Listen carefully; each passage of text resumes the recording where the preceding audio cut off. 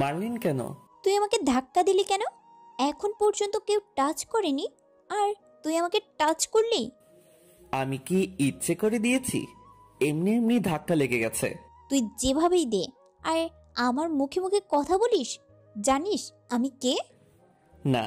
আমি এই কলেজের সভাপতির মেয়ে, আর বেশি বাড়াবাড়ি করলে না প্রিন্সিপালকে বলে টিসি দিয়ে বের করে দিব। মেয়েটার কথা শুনে হা হা হা মনে মনে হাসলাম, এটা ভেবে যে আমাকে বের করে দিবে। আমি চাইলে তোদের এই শহর থেকে বের করে দিতে পারি। মেয়েটার সামনে আমিও ভয় পাওয়ার অভিনয় করলাম। সরি আপু, ভুল হয়ে গেছে। কুত্তার বাচ্চা, আমি তোর কোন কালের আপু লাগে? আর তোকে তো শাস্তি পেতেই হবে। এবার সত্যি সত্যি ভয় পেলাম। যে রেগে গেছে আল্লাহ জানেন কি করবে। এখন কান ধরে 100 বার উঠবস কর। পারবো না। কলেজে থাকতে গেলে তোকে পারতে হবে, না হলে টিসি দিয়ে বের করে দিব। করছি। বাধ্য ছেলেদের মতো কান ধরে উঠবস করতে লাগলাম। চারদিকে তাকিয়ে দেখলাম সবাই আমার দিকে তাকিয়ে হাসাহাসি করছে। অনেক খারাপ লাগছে। মেয়েটার উপর অনেক রাগ হচ্ছে। সামান্য ধাক্কা লাগার জন্য এমন করছে, কিন্তু কিছু করার নাই। ইচ্ছা করলে আমিও পাল্টা জবাব দিতে পারি, কিন্তু দিব না। সময় হলে দিব। শুধু দেখব মেয়েটা আমার সাথে কি করে। 20 বার উঠবস করতে আর পারছি না। পা দুটো ব্যথা করছে। আর পারলাম না, পড়ে গেলাম। সবাই আমার দিকে তাকিয়ে হাসাহাসি করছে। এই উঠ, আবার শুরু কর। আমি আর পারছি না। তা বললে তো হবে না বাছা, শাস্তি তো শুরু।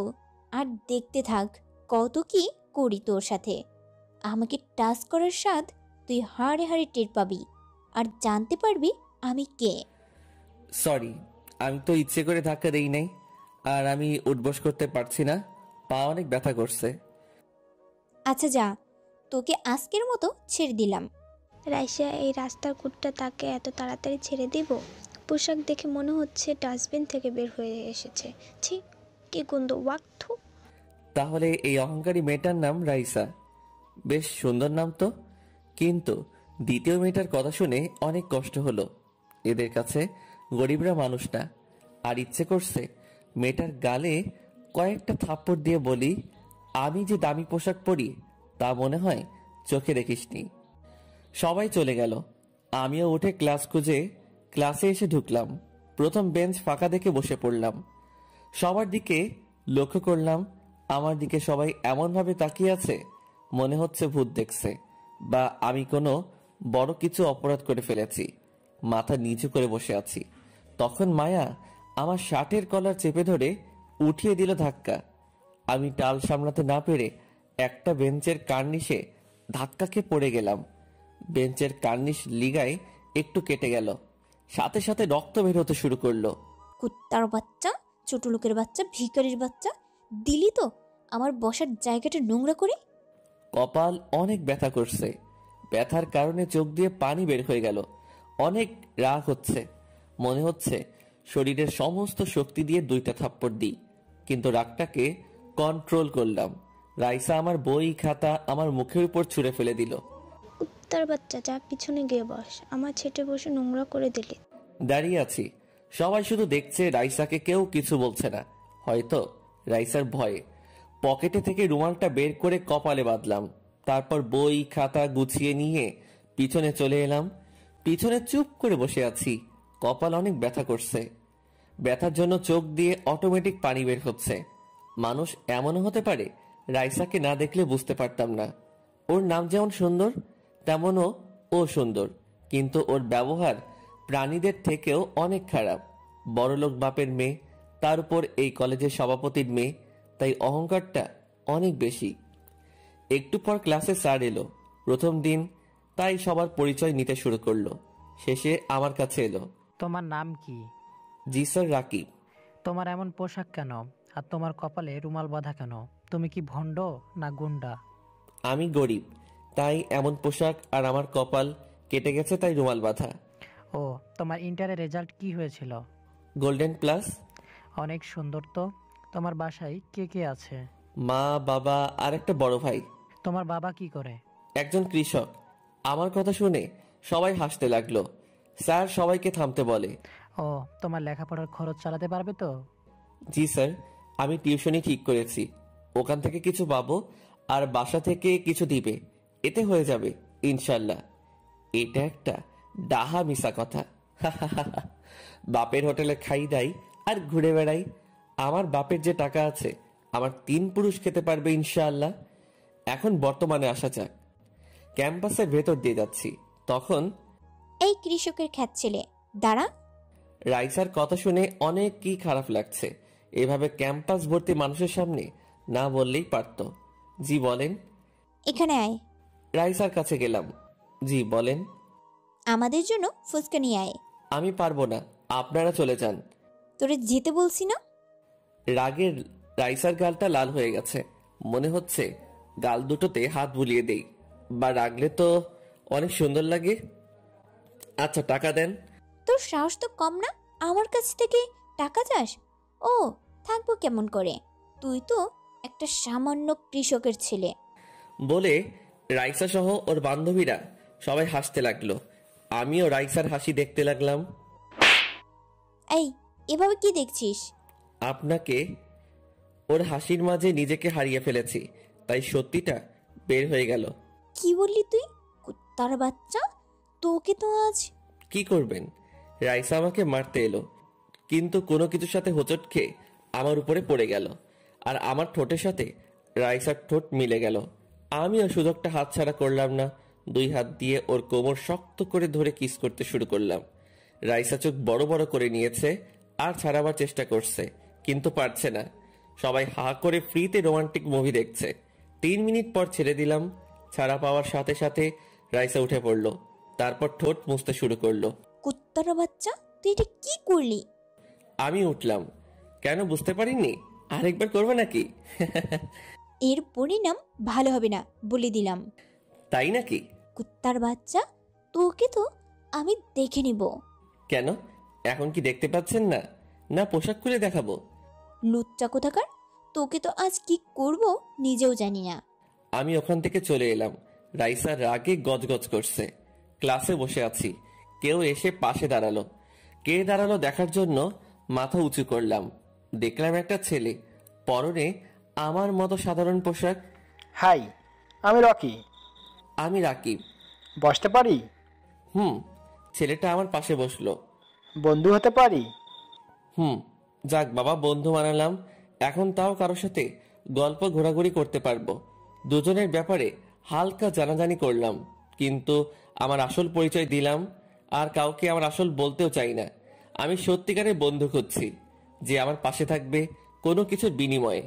আর আমার আসল পরিচয় জানলে সবাই বন্ধু হতে চাইবে। আমার দামি গাড়ি, দামি পোশাক আমার তেমন ভালো লাগে না। একটু পর দেখলাম রাইসা এলো। রাইসা তো আমার উপর সেই রেগে আছে, সেটা ওকে দেখে বোঝা যাচ্ছে। রাইসা পারছে না যে আমাকে কাঁচা চিবিয়ে খায়, কিন্তু হঠাৎ মুচকি হাসি দিল। ওর হাসির কারণ বুঝতে পারলাম না। স্যার এলো, ক্লাস শুরু হলো। হঠাৎ 8-10টা ছেলে ক্লাসে ঢুকে পড়লো। তোমরা কে? এই মাস্টার চুপ, এখানে রাকিবকে। স্যার চুপ করে গেল। দেখে বোঝা যাচ্ছে এরা গুন্ডা, কিছু বললেই ওর হাড়গোড় আস্ত থাকবে না। সেই কেউ কিছু বলছে না, আর সবাই বেশ ভয় পেল। আমিও ভয় পেলাম। আল্লাহ জানেন আজ আমার অবস্থা কি হবে। কেন যে কিস করতে গেলাম। রাইসা আমার দিকে দেখিয়ে বলল, এই যে এটা।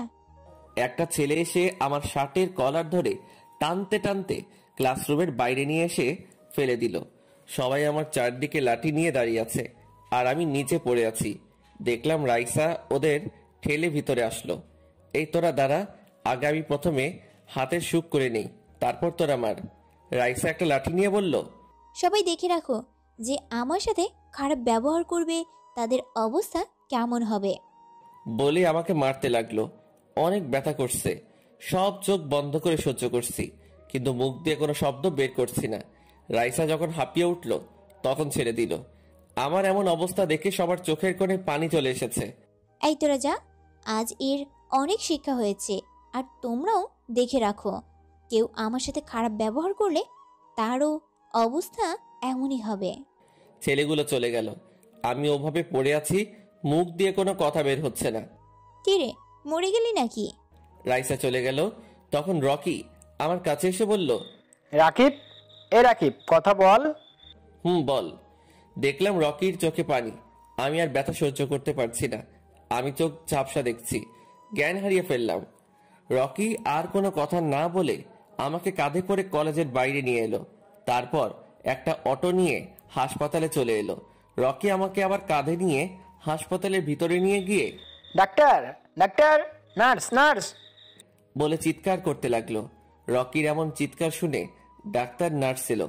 আমার এমন অবস্থা দেখে ডাক্তার নার্সকে বলল, তাড়াতাড়ি আইসিইউতে নিয়ে যাও। জি স্যার। নার্স তাড়াতাড়ি করে আমাকে আইসিইউতে নিয়ে গেল। কিছুক্ষণ পর ডাক্তার, আমার বন্ধু। পেশেন্ট এখন বিপদমুক্ত। এমনটা কিভাবে হলো? কে এত জঘন্যভাবে মেরেছে? রকি কি বলবে বুঝতে পারছে না। সত্যিটা না বলে মিথ্যা বলল। বলল যে কিছু গুন্ডা এমন করেছে। ও, এখন কি আমার বন্ধুর কাছে যেতে পারি? বেডে দেওয়া হয়েছে, এখন যেতে পারেন। ধন্যবাদ ডাক্তার। ডাক্তার চলে গেল আর রকি আমাকে যে কেবিনে রাখা হয়েছে সেখানে এলো। এসে পাশে থাকা একটা টুল টেনে বসলো। আধা ঘন্টা পর আমার জ্ঞান ফিরল। কিরে, এখন কেমন লাগছে? ভালো। তোর বাসার ঠিকানা দে, আমি ফোন করে সব কিছু জানাই আর তাদের আসতে বলি। না থাক, তার দরকার নেই। কেন? এমনি বিকেলের ছাড় নিয়ে বাসায় আসলাম। আমার বাসা দেখে রকি বলল, এত বড় বাড়ি কার? ভাড়ায় থাকি, চাইলে তুইও থাকতে পারিস। না ভাই, দরকার নেই, ভিতরে চল। রকির কাঁধে ভর করে বাসার ভিতরে এলাম। ভাই, এটা বাড়ি না, রাজমহল। বাড়ি রাজমহল হতে যাবে কেন? তুইও না। হয়েছে, তুই কোন রুমে থাকিস? আর বাসায় কেউ থাকে না? না, আমি একাই থাকি, উপরের ওই রুমটাই।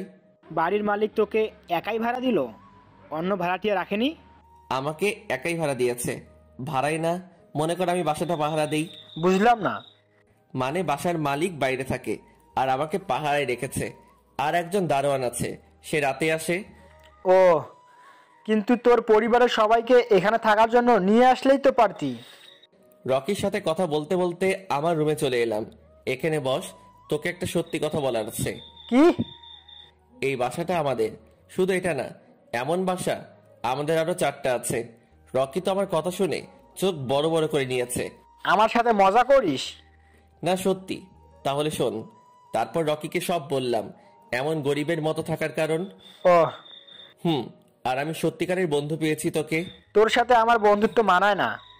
দিব কানের নিচে, তার জন্য বলতে যাচ্ছিলাম না। আরে রাগ করিস কেন? তুই তো রাগিয়ে দিচ্ছিস। আর বলবো না। তাহলে গার্লফ্রেন্ড পেয়েছিস তো? মেয়েটা কে রে মামা? কেন যে আমাকে আজ মারলো? হ্যাঁ। কিন্তু কেন? আমি ওকে ভালোবাসি, সেই প্রথম দেখাতেই। তাই। তোকে এত মারলো তাও? তাও দেখবো আমার সাথে ও কি কি করে। কিন্তু তোর যদি কিছু হয়ে যায়? পাগল নাকি? আর কিছু হওয়ার সুযোগ দিব না। তুই শুধু দেখতে থাক এবার থেকে ওর সাথে কি কি করি। রাতে কি খাবি? আমি অর্ডার দিলে খাইয়ে তাও দিয়ে যাবে। খুব ভালো, কুটিপতির ছেলে বলে কথা। দেখ, এখন কিন্তু বেশি বেশি হয়ে যাচ্ছে। আচ্ছা ঠিক আছে, আর বলবো না। আর বললে না তোর সাথে বন্ধুত্ব রাখবো না। আর বলবো না। দুজন মিলে বেশ কিছুক্ষণ গল্প করলাম। তারপর রকি তার বাসায় চলে গেল। রাতে শুয়ে আছি, তখন ফোনটা বেজে উঠল। দেখি আম্মু ফোন দিয়েছে। রিসিভ করলাম। আসসালামু আলাইকুম। আম্মু কেমন আছো? ওয়ালাইকুম আসসালাম। আলহামদুলিল্লাহ ভালো, তুই? আলহামদুলিল্লাহ ভালো। তোমাদের খাওয়া দাওয়া হয়েছে? তোর? আব্বু কোথায়? আর তোর আব্বু বসে বসে টিভি দেখছে। আব্বুকে দাও তো। আম্মু আব্বুকে ফোন দিল। আব্বুর সাথে কিছুক্ষণ কথা বললাম। তারপর দারোয়ান চাচাকে ফোন দিয়ে সবকিছু লাগিয়ে দিতে বলে ঘুমিয়ে পড়লাম। 3 দিন পর আজ কলেজ যাব। এই 3 দিনে রকি আমার অনেক যত্ন নিয়েছে। রকিকে ফোন দিলাম। রকি ফোন রিসিভ করতে বললাম, কিরে কোথায় তুই? তুই তোর বাসার সামনে দাঁড়া, আমি আসছি। ওকে, আমি দাঁড়িয়ে আছি। 5 মিনিট পর রকি আসলো। চল যাওয়া যাক। চল। দুজন মিলে কথা বলতে বলতে হাঁটতে লাগলো। 7 মিনিট পর কলেজে চলে এলাম। দেখি রাইসা ওর বান্ধবীদের অনেক হাসাহাসি করে কথা বলছে। দাঁড়া, তোর হাসি বের করছি। তাই রকিকে বললাম, রকি তুই ক্লাসে যা, আমি রাইসার কাছে যাচ্ছি। আচ্ছা যা। রকি চলে গেল। আমি রাইসার সামনে এসে দাঁড়ালাম। বললাম, হাই জানু, কেমন আছো? রাইসা আমার কথা শুনে মনে হচ্ছে আকাশ থেকে পড়েছে। হা করে চোখ বড় বড় করে আমার দিকে তাকিয়ে আছে। এভাবে হা করে থাকিও না সোনা, না হলে মশামাছি যাবে। কিরে খ্যাত, মার খাওয়ার পর কি তোর মাথার তার কেটে গেছে? তুই দেখি পাগল হয়ে গেছিস। আমি পাগল হয়ে গেছি তোমার প্রেমে। রাইসা মার খাবার পর মনে হয় সত্যি সত্যি এই ক্ষেতটার মাথাটা আর কেটে গেছে। ওরে কিভাবে ঠিক করতে হবে আমি জানি। আমিও জানি আমি কিভাবে ঠিক হব। আরেকবার তোমার ওই গোলাপি রঙের ঠোঁটের স্পর্শ পেলে ঠিক হয়ে যাব।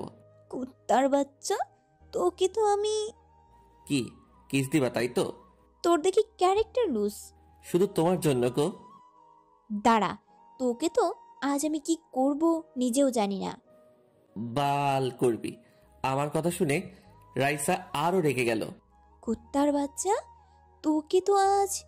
রাইসা আমাকে থাপ্পড় মারতে এলো। আমি তখন ওর হাত ধরে ওর ঘুরিয়ে পিছনে ধরলাম। রাইসা ছাড়াবার চেষ্টা করছে কিন্তু পারছে না। সুন্দরী, তোমাকে রাগলে না অনেক সুন্দর দেখায়। তোমার সুন্দর সুন্দর গাল দুটো না অনেক লাল হয়ে যায়। এতে তোমার পাগল করা সৌন্দর্য আরো সুন্দর হয়ে ওঠে। চারদিকে তাকিয়ে দেখলাম সবাই কেমন ভূত দেখার মতো আমার দিকে তাকিয়ে আছে। দেখবে না কেন, 3 দিন আগেই কত মারলো, তাও আমি ওর পিছনে লেগেছি। তোর কপালে কত যে দুঃখ আছে সেটা তুই নিজেও জানিস না। তুই আমার বালও ছিঁড়তে পারবি না। আমাকে ছাড় কুত্তার বাচ্চা, তুই জানিস না তুই কার সাথে পাঙ্গা নিয়েছিস। আরে জানি জানি। তুই আগুন নিয়ে খেলা করছিস। কোথায় আগুন? আমি তো দেখতে পাচ্ছি না। কুত্তার বাচ্চা, তোকে তো কি করব আমি নিজেও জানি না। রাইসাকে ছেড়ে দিলাম। রাইসাকে চোখ টিপ দিয়ে মুচকি এসে রকির কাছে চলে এলাম। রাইসা আরো রেগে গেল। রাইসার চোখগুলো দিয়ে আগুন বের হচ্ছে। মনে হচ্ছে ওর চোখ দিয়ে আমাকে ঝলসে দিবে। রাইসা রাগে সাপের মতো ফোঁসফোঁস করছে। রাইসার অবস্থা দেখার মতো। মনে হচ্ছে ওর গালে 2টাতে কিস করে আসি। তো কিস করেই আসতি। না থাক, আমি তো এমনিতেই বললাম। রাইসার বান্ধবীরা রাইসাকে সান্ত্বনা দিচ্ছে। রাইসা একটু শান্ত হ। ওই কুত্তার বাচ্চাকে যতক্ষণ না মারতে পারবো ততক্ষণ শান্ত হতে পারবো না। ওর এত সাহস আছে কোথা থেকে সেটাই বুঝতে পারছি না। তা যেখান থেকে আসুক আমি ওকে ছাড়বো না। মাথা ঠান্ডা কর, তারপর ভাব ওকে কিভাবে শাস্তি করা যায়। সেটাই করতে হবে, না হলে এর শিক্ষা হবে না। ওর এমন অবস্থা করব না, না পারবে বাঁচতে, না পারবে মরতে। কি করবে? ওকে মিথ্যা ভালোবাসার ফাঁদে ফেলবো। এতে বিপরীত হতে পারে। কেমন? সত্যি সত্যি যদি ওকে ভালোবেসে ফেলিস।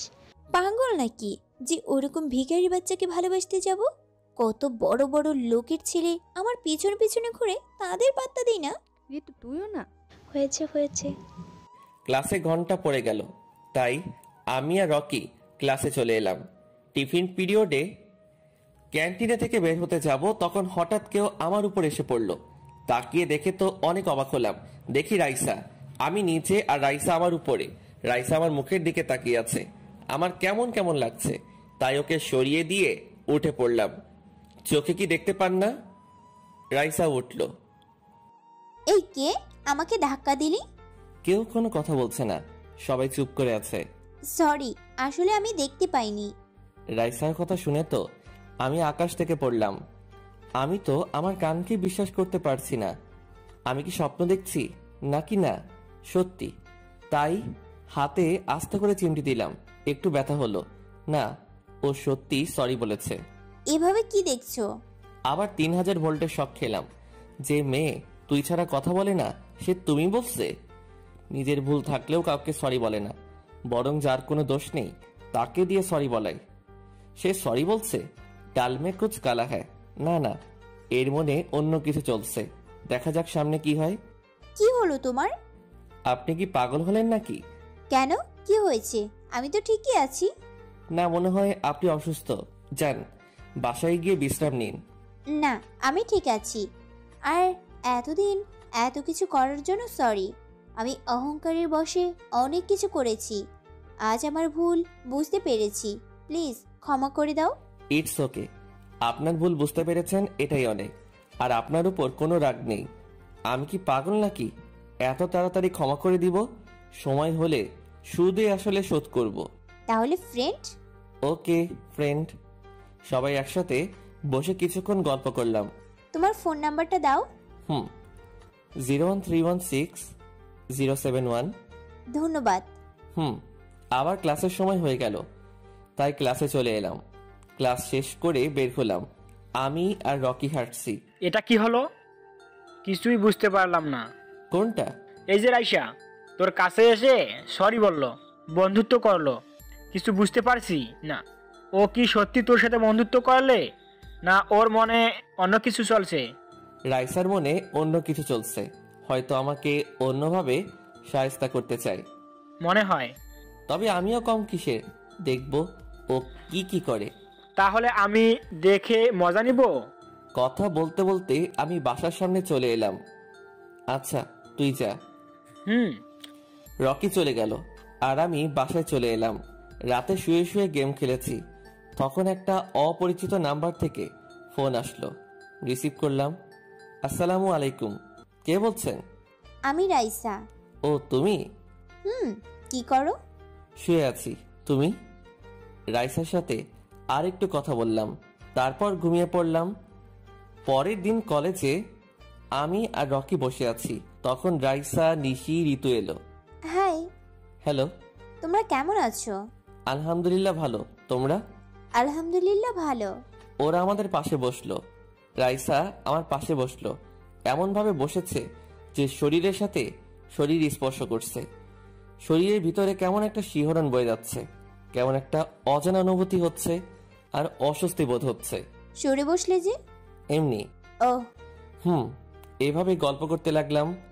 গল্প করতে করতে ক্লাসের সময় হয়ে এলো, তাই ক্লাসে চলে এলাম। ক্লাসে শুরু হলো, একে একে সব ক্লাস শেষ হলো। ক্লাস শেষে বাসায় যাওয়ার জন্য আমি আর রকি হাঁটছি, তখন রাকিব দাঁড়াও। রাইসার কথা শুনে দাঁড়ালাম। রাইসা আমার কাছে এলো। বিকেলে কি তুমি ফ্রি? কেন? এমনি একটু ঘুরবো, তাই বলছিলাম আর কি। আচ্ছা যাব।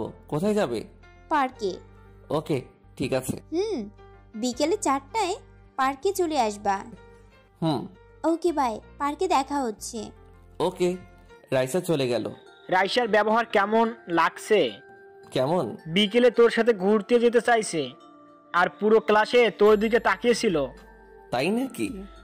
এতে খুশি হওয়ার কি আছে? এমনি হাসলাম। বিকেলে আমি পার্কে যেতেই দেখি রাইসা বসে আছে।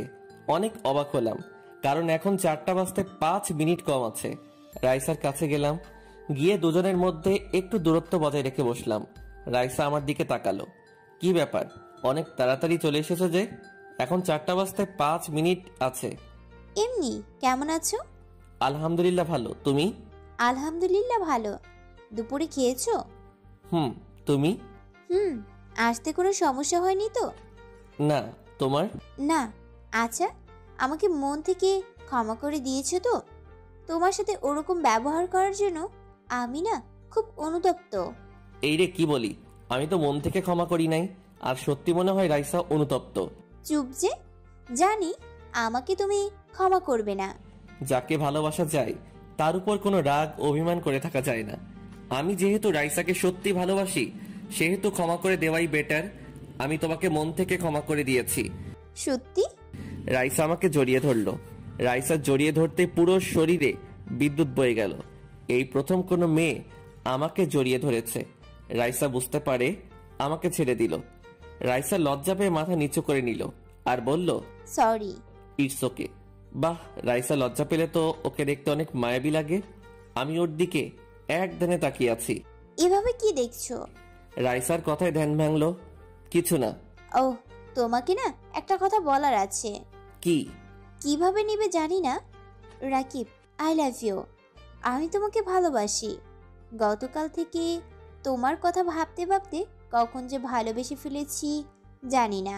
আমি দেরি করতে চাই না, অন্য কেউ যদি বলে দেয়, তাই তার জন্য তোমাকে তাড়াতাড়ি বলে দিলাম। I love you too. আমি তোমাকে ভালোবাসি সেই প্রথম দিন থেকেই। রাইসা আমাকে জড়িয়ে ধরলো, আমিও রাইসাকে জড়িয়ে ধরলাম। কি এক অজানা অনুভূতি কাজ করছে। মনে হচ্ছে আমি আমার জীবনের সবচেয়ে মূল্যবান জিনিস পেয়ে গেছি। কিছুক্ষণ পর দুজন দুজনকে ছেড়ে দিলাম। তারপর কিছুক্ষণ হাতে হাতে রেখে দুজন একসাথে ঘুরতে লাগলাম। প্রিয়জনের হাত ধরে পাশাপাশি হাঁটার ফিলিংসটাই আলাদা। একটা দোকানে এসে ফুচকা খেলাম। ফুচকা খাওয়া শেষ করে আবার ঘুরতে লাগলাম। ঘুরতে ঘুরতে সন্ধ্যা হয়ে গেল। তারপর আপন আপন বাসায় চলে আসলাম। রাতে রাইসাকে ফোন দিলাম। 2 বার রিং হতে রিসিভ করলো। আসসালামু আলাইকুম, কেমন আছো? ওয়ালাইকুম আসসালাম। আলহামদুলিল্লাহ ভালো, তুমি? আলহামদুলিল্লাহ ভালো। কি করো? শুয়ে শুয়ে আমার জানটার কথা ভাবছি। আর আমার জানটা? তোমার জানো তোমার কথা ভাবছে। ও মা গো টুরুলাম। খেয়েছো? তুমি? বাসার সবাই কেমন আছে? আলহামদুলিল্লাহ ভালো, তোমার? আলহামদুলিল্লাহ ভালো। নামাজ পড়েছো? তুমি? রাইসার সাথে আরেকটু কথা বলে রেখে দিলাম। তারপর রকিকে ফোন দিলাম। প্রথমবার কেটে গেল। দ্বিতীয়বারের বার রিং হতে রিসিভ করলো। আসসালামু আলাইকুম, কেমন আছিস? ওয়ালাইকুম আসসালাম। আলহামদুলিল্লাহ ভালো, তুই? আলহামদুলিল্লাহ ভালো। কি করিস? শুয়ে, তুই? আমিও। খেয়েছিস? তুই? হ্যাঁ, নামাজ পড়েছিল। তুই? বাসার সবাই কেমন আছে? আলহামদুলিল্লাহ। কিরে, তোকে অনেক খুশি খুশি লাগছে আজ। কাহিনীটা কি মামা? কাহিনী তো একটা হয়েছে মামা। তাড়াতাড়ি বল। রকিকে সবকিছু বললাম। ট্রিট কবে দিবি? আগামীকাল কলেজে আয় তখন। ওকে, আল্লাহ হাফেজ। আচ্ছা, আল্লাহ হাফেজ। ঘুম আসছে। ফোন কেটে দিলাম। তারপর রাইসার কথা ভাবতে লাগলাম। রাইসার কথা ভাবতে ভাবতে কখন যে ঘুমিয়ে গেছি মনে নাই। সকালে মুয়াজ্জিনের মধুর কণ্ঠে ঘুম ভাঙলো। ঘুম থেকে উঠে ওযু করে নামাজ পড়তে গেলাম। নামাজ শেষ করে এসে পড়তে বসলাম। পড়া শেষ করে খাবার জন্য রান্না করতে লাগলাম। রান্না শেষে গোসল করতে গেলাম। গোসল শেষ করে শুনতে পেলাম ফোন বাজছে। তাই রুমে গেলাম। স্ক্রিনের দিকে তাকিয়ে দেখি রাইসা ফোন দিয়েছে। রিসিভ করলাম। গুড মর্নিং জান। গুড মর্নিং জানু। কি করো? এই তো তোমার সাথে দাঁড়িয়ে কথা বলি। তুমি? শুয়ে আছি। কি, এখনো শুয়ে? এই মাত্র ঘুম থেকে উঠে তোমাকে ফোন দিলাম। নামাজ পড়নি? ঘুম থেকে উঠতে পারি না, তাই ফজরের নামাজ পড়া হয় না। ও, আন্টি অথবা আঙ্কেলকে ডেকে দিতে বলবা? না থাক, আমি তোমাকে ফোন দিয়ে ডেকে দিব। ওকে জানু, লাভ ইউ। আচ্ছা বাই, কলেজে দেখা হবে। ওকে। রাইসার সাথে কথা বলা শেষ করে খাওয়া দাওয়া করলাম। খাওয়া দাওয়া শেষ করে ছাদের উপর গেলাম। ওখানে কিছুক্ষণ সূর্য বিলাস করে নিচে এসে কলেজে যাওয়ার জন্য রেডি হলাম। তারপর রকিকে ফোন দিলাম। রকি ফোন রিসিভ করতেই, কি রে, কোথায় তুই? এই তো রেডি হচ্ছি। ওকে, তাহলে তুই তাড়াতাড়ি আয়, আমি বাইরে দাঁড়িয়ে থাকছি। ওকে। ফোন কেটে দিলাম। তারপর বাসা থেকে বের হয়ে বাইরে দাঁড়ালাম। কিছুক্ষণ পর রকি এলো। কেমন আছিস? আর মনে হয় তোকে জিজ্ঞাসা করার দরকার নেই। কেন? প্রেম করছিস? এখানে খারাপ থাকার কোনো কথাই না। ঠিক ধরেছিস। তুই কি খারাপ আছিস নাকি? দুঃখের কথা কি বলবো রে ভাই, একটা মেয়ের পেছনে কতদিন পরে আছি, কিন্তু মেয়েটা পাত্তাই দিচ্ছে না। তাই নাকি? হাসি পাচ্ছে না, শালা আমি মরছি আমার জ্বালায়। মেয়েটার নাম কি? ও থাকে কোথায়? কোন ক্লাসে পড়ে? নাম রানী, এবার ইন্টার সেকেন্ড ইয়ারে পড়ে, থাকে আমাদের এলাকায়। ও, আমাকে দেখিয়ে দিবি? তোর লাইন ক্লিয়ার করে দিব। ঠিক তো। যদি বলিস বিয়ে করব, তাহলে তার বাসায় গিয়ে কথা বলতে পারি। বিয়ে করলেই তো ভালো হয়, কিন্তু আমি তো কোনো কাজ করি না, বাসা থেকে বিয়ে দিতেও রাজি না। সেটা নিয়ে তোকে চিন্তা করতে হবে না। বিয়ে করবি নাকি বল? মামা, এই সুযোগ কি সারা যায়? ওকে, বিকেলে না হয় তোর বাসা আর আমার হবু বাবির বাসায় যাব। আবে শালা, বিয়ে ঠিক হলো না, আর হবে কি না তার ঠিক নেই, তার আগেই হবু ভাবি মারাও। তোর বিয়ে কনফার্ম। আমি যখন বলেছি এই মেয়েকে হবু ভাবি, তখন ওকে ভাবি বানিয়ে ছাড়বো বলে দিলাম। তাহলে তো ভালোই। আমি যা একবার করতে চাই সেটা করে ছাড়ি। খুব ভালো তো। কথা বলতে বলতে কলেজ চলে এলাম। দেখলাম রাইসা দাঁড়িয়ে আছে। দেরি করলে যে? কোথায় দেরি, আসার সময় তো ঠিকই আছে। তাহলে আমি তাড়াতাড়ি চলে এসেছি। চলো, আজ ক্লাস করব না, সারাদিন ঘুরবো। ক্লাস? একদিন না করলেও চলবে, চলো তো। আচ্ছা চলো। রকি, তুই তাহলে ক্লাসে যা। ওকে, বেস্ট অফ লাক। রাইসা চলো। কলেজ থেকে দুজনে বের হয়ে এলাম। বাইরে এসে একটা রিক্সা ডাক দিলাম। কই যাবেন মামা? নদীর পাড়ে। ওঠেন। রিকশায় উঠে পড়লাম। রিকশাওয়ালা তার আপন গতিতে রিকশা চালাতে লাগলো। রাইসা আমার হাত জড়িয়ে ধরে কাঁধে মাথা রাখলো। আমি রাইসার মুখের দিকে তাকিয়ে আছি। কি একটা মুহূর্ত, মনে হচ্ছে আমি পৃথিবীর সবচেয়ে সুখী মানুষ। এভাবে কি দেখছো? তোমাকে আমাকে দেখার কি আছে? এর আগে দেখোনি? যতবারই তোমার মায়াবী মুখের দিকে তাকাচ্ছি ততবারই নতুন করে তোমার প্রেমে পড়েছি। আর তোমারই মায়াবী মুখের দিকে থাকতে ভালো লাগছে। মন চাচ্ছে এভাবে তাকিয়ে থাকি। আর তোমার মুখের উপর যখন সূর্যের আলো পড়ছে তখন আরো অনেক মায়াবী লাগছে। তাই? পাগল একটা। শুধু তোমারই। হুম। কিছুক্ষণ পর নদীর পাড়ে চলে এলাম। রিক্সা থেকে নেমে রিক্সার ভাড়া দিলাম। তারপর দুজন মিলে হাঁটতে লাগলাম। রাইসা ফুচকার দোকান দেখে বলল, চলো ফুচকা খাবো। ওকে চলো। হুম। ফুচকাওয়ালার কাছে এলাম। মামা 2 প্লেট ফুচকা দেন তো।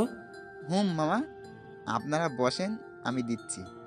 মামা আমারটাতে একটু ঝাল বেশি দিবেন। ওকে। দুজন মিলে একটা টেবিলে বসে গেলাম। একটু পর ফুচকাওয়ালা ফুচকা দিয়ে গেল। ফুচকা খেতে লাগলাম। একটু পর রাইসার দিকে তাকিয়ে হাসবো না কাঁদবো বুঝতে পারছি না। রাইসা ফুচকা খাচ্ছে আর চোখ মুছছে। বুঝি না মেয়েরা এত ঝাল খায় কেমন করে। আমার একটু হলেই তো হয়ে গেল।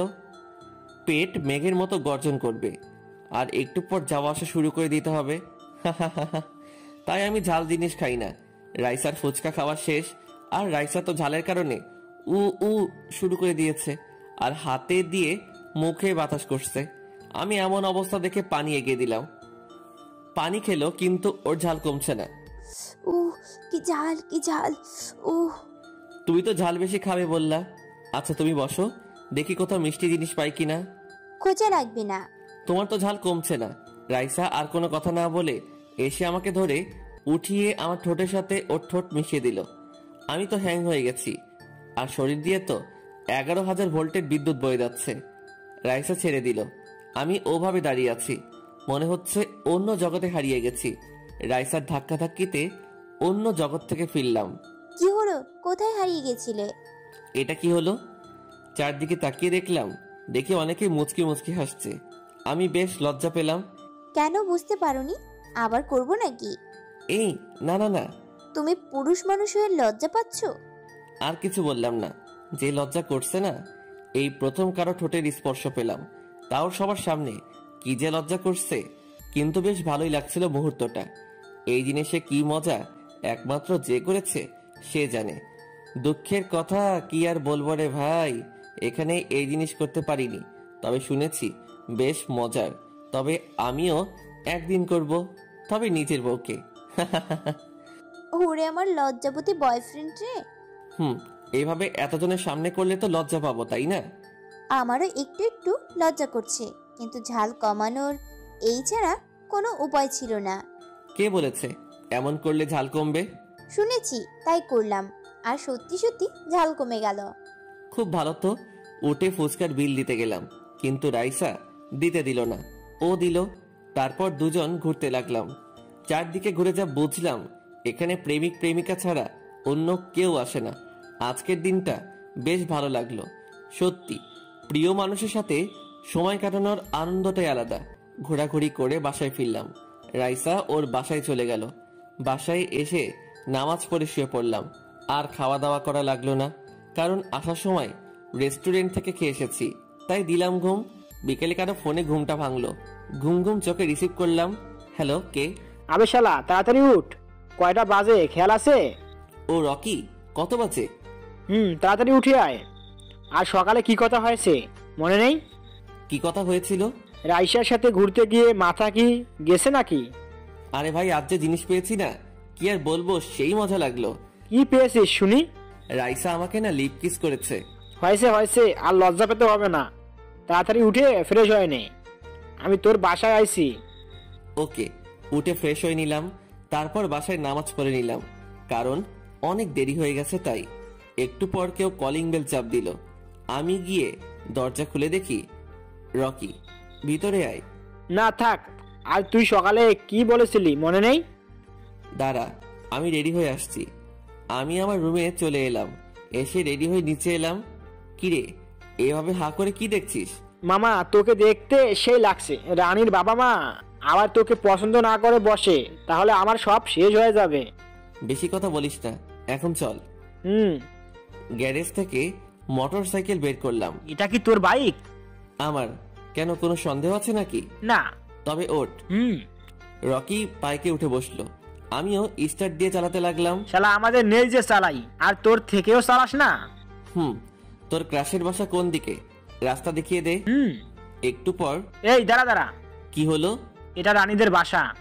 ও, বাইক থেকে নামলাম, চল ভেতরে আয়। তুই আগে যা। ওকে। আমি দরজার কড়া নাড়ালাম, একটা বয়স্ক লোক দরজা খুলে দিল। আসসালামু আলাইকুম আঙ্কেল। লোকটা আমার মাথা থেকে নিচ পর্যন্ত দেখলো, তারপর বলল, ওয়ালাইকুম আসসালাম। তুমি কে, ছিলাম না তো? আমি সাকিব চৌধুরীর ছোট ছেলে রাকিব। আমার বাবাকেও নিশ্চয় চিনেন। কিন্তু তুমি এখানে কি জন্য এসেছো? ভিতরে যেতে বলবেন না, এখানে দাঁড়িয়ে দাঁড়িয়ে বলবো। ভিতরে এসো। আমি আর রকি ভিতরে গেলাম, আমাদের বসতে দেওয়া হলো। আসলে আঙ্কেল, আমি এসেছি আমার বন্ধুর জন্য। কেন? এই রকি আপনার মেয়েকে পছন্দ করে, তাই তাদের বিয়ের বিষয় বলতে এলাম। বুঝলাম, কিন্তু এ কি করে, লেখাপড়া না চাকরি? আর কিভাবে বিশ্বাস করব তুমি সাকিব চৌধুরীর ছোট ছেলে? আপনারা প্রমাণ চাই তো? আমি পকেট থেকে ফোনটা বের করলাম আর বললাম, আপনারা প্রমাণ চাই তাই না? এই ফ্যামিলি পিকগুলো দেখেন। আমি ফোন থেকে পিকগুলো সরিয়ে সরিয়ে দেখাতে লাগলাম। না, আর প্রমাণ লাগবে না, বিশ্বাস করলাম। আচ্ছা বাবা, তুমি কি করো? জি আঙ্কেল, এখনো পড়াশোনা করি। কি? তাহলে তোমরা আসতে পারো। কোনো চাকরি করে না, আর আমার বাড়ি বিয়ের সম্বন্ধ নিয়ে এসেছো। আমি বেকার ছেলের সাথে আমার মেয়ে বিয়ে দিব না। আঙ্কেলও যদি চাকরি করে তাহলে বিয়ে দিবেন? আঙ্কেল, ও যদি চাকরি করে তাহলে বিয়ে দিবেন? তবে বিয়ের তারিখ ঠিক করেন। আগামীকাল থেকে ওর চাকরি শুরু আমার পার্সোনাল সেক্রেটারি হিসেবে, আর ওর মাসিক বেতন 25,000 টাকা। এবার নিশ্চয় না করবেন না? ভেবে দেখব। মানে এত আপনার হবে না? আমি কি তা বললাম? তাহলে ভেবে দেখবেন বললেন যে। আমাকে 2 দিন সময় দাও। ওকে, দিলাম। আর বাকিটা আপনার ইচ্ছা, দিলে দিবেন, না হলে এই দেশে মেয়ের অভাব নাই। একটু হুমকি আর কি। জানি এই ওষুধেই কাজ করবে, এমন জামাই কেউ ছাড়বে না। আমি কি তা বললাম নাকি? আমি একটু আমার মেয়ের সাথে কথা বলতে চাই। আমার মেয়ের মনের বিরুদ্ধে বিয়ে দিব না। ও যদি রাজি না হয় তাহলে আমিও রাজি না, ও রাজি হলে আমিও রাজি। ওকে, আপনার ইচ্ছা। আমরা বসে আছি, আপনি আপনার মেয়ের সাথে কথা বলেন। আঙ্কেল উঠে গিয়ে একটা রুমে গেল। আমাদের কাছে একটা মহিলা এসে বলল, ও বাবা, তোমরা হালকা নাস্তা করো। না আন্টি, এগুলোর প্রয়োজন নেই। হালকা নাও। ওকে। একটু পরে আঙ্কেল এলো। আমার মেয়েরও পছন্দ, তবে ইন্টার শেষ করতে চাই। এখন তোমাদের ইচ্ছে। ওকে আঙ্কেল, সমস্যা নেই। আঙ্কেল, আজ তাহলে আসি। রানীদের বাসা থেকে বের হয়ে এলাম। বাইরে এসে রকি আমাকে জড়িয়ে ধরলো। ধন্যবাদ দোস্ত, কত বড় উপকার করলি। তোর মতো বন্ধু পাওয়া ভাগ্যের বিষয়। বন্ধু তো বন্ধুর জন্য, নো থ্যাঙ্কস নো সরি। ওকে। আর ট্রিট কবে দিবি? তোরটা আমাকে দিয়েছিস? সময় তো পেলাম না, তো দিব কখন? তুই আগে দিবি, তারপর আমি দিব। এখন তোর বাসায় চল, আঙ্কেল আন্টিকে বলে বাসায় চলে যাব। রকিদের বাসায় এলাম, আঙ্কেল আন্টিকে বললাম, তারাও রাজি হলো। রাজি হবে না কেন? এত সুন্দর অফারকে হাতছাড়া করতে চাই। তারপর ওদের বাসা থেকে খাওয়া দাওয়া শেষ করে বাসায় আসতে আসতে রাত 9টা বেজে গেল। এসে ফ্রেশ হয়ে রাইসাকে ফোন দিলাম। তারপর ওর সাথে কিছুক্ষণ কথা বলার পর ঘুমিয়ে পড়লাম। এইভাবে দিনগুলো বেশ ভালোই চলছে। এখন এমন অবস্থা যে রাইসাকে ছাড়া কিছুই ভাবতে পারি না। ও আমার নিঃশ্বাস হয়ে গেছে।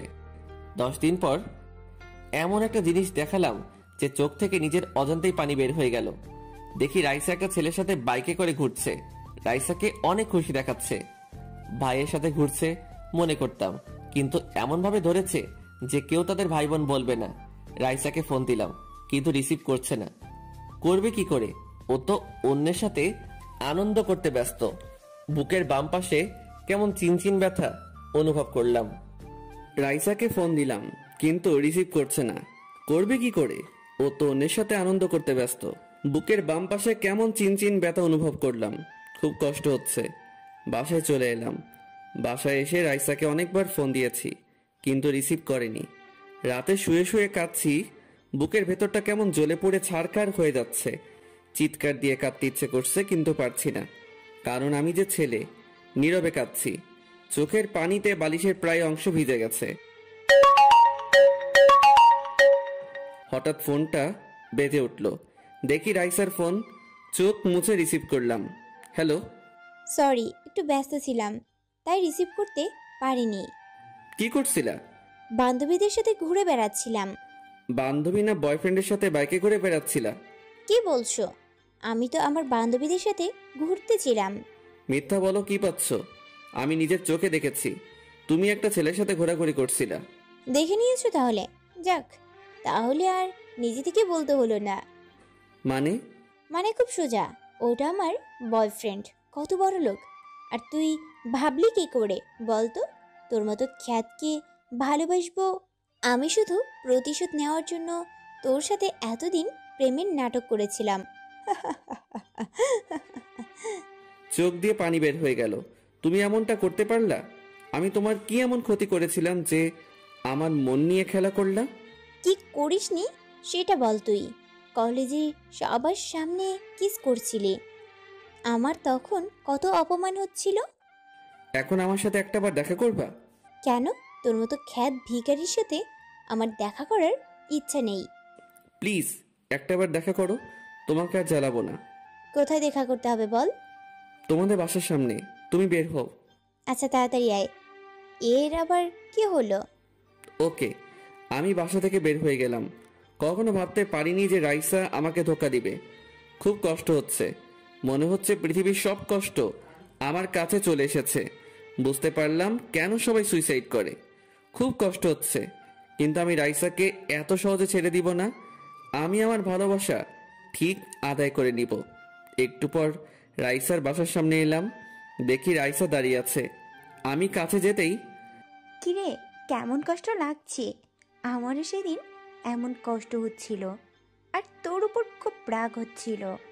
আজ অনেক খুশি তোকে আমার কষ্টের দ্বিগুণ কষ্ট দিলাম। আমার সাথে এমনটা না করলেও পারতা। এভাবে কারো মন নিয়ে খেলা করা উচিত না। জানো মন ভাঙার কি কষ্ট আর কি যন্ত্রণা। তুমি যদি আমাকে মারতা, কিছু বলতাম, মুখ বুজে সহ্য করে নিতাম। কথাগুলো বলতে বলতে চোখের কোণে পানি জমা হয়ে গেল। পারলাম, আমি সব সহ্য করতে পারি, সব। আমি বেশি কিছু না ভেবে পকেট থেকে ক্লোরোফর্ম মেশানো রুমালটা বের করে রাইসার নাকে মুখে চেপে ধরলাম। রাইসা জ্ঞান হারিয়ে ফেলল। রাইসা নিচে পড়ে যেতেই আমি ওকে ধরে নিলাম। তারপর কাঁধে নিয়ে হাঁটতে লাগলাম। রাস্তা দিয়ে গেলাম না, না হলে মানুষজন দেখে নিবে। অন্য রাস্তা নিলাম। এখান দিয়ে তেমন কেউ যাওয়া আসা করে না। একটু বাসার কাছে এলাম। এসে বাসার পিছনে একটা রুম আছে, ওখানে গিয়ে একটা চেয়ারের সাথে রাইসাকে বেঁধে দিলাম। এখন একটু খুশি খুশি লাগছে।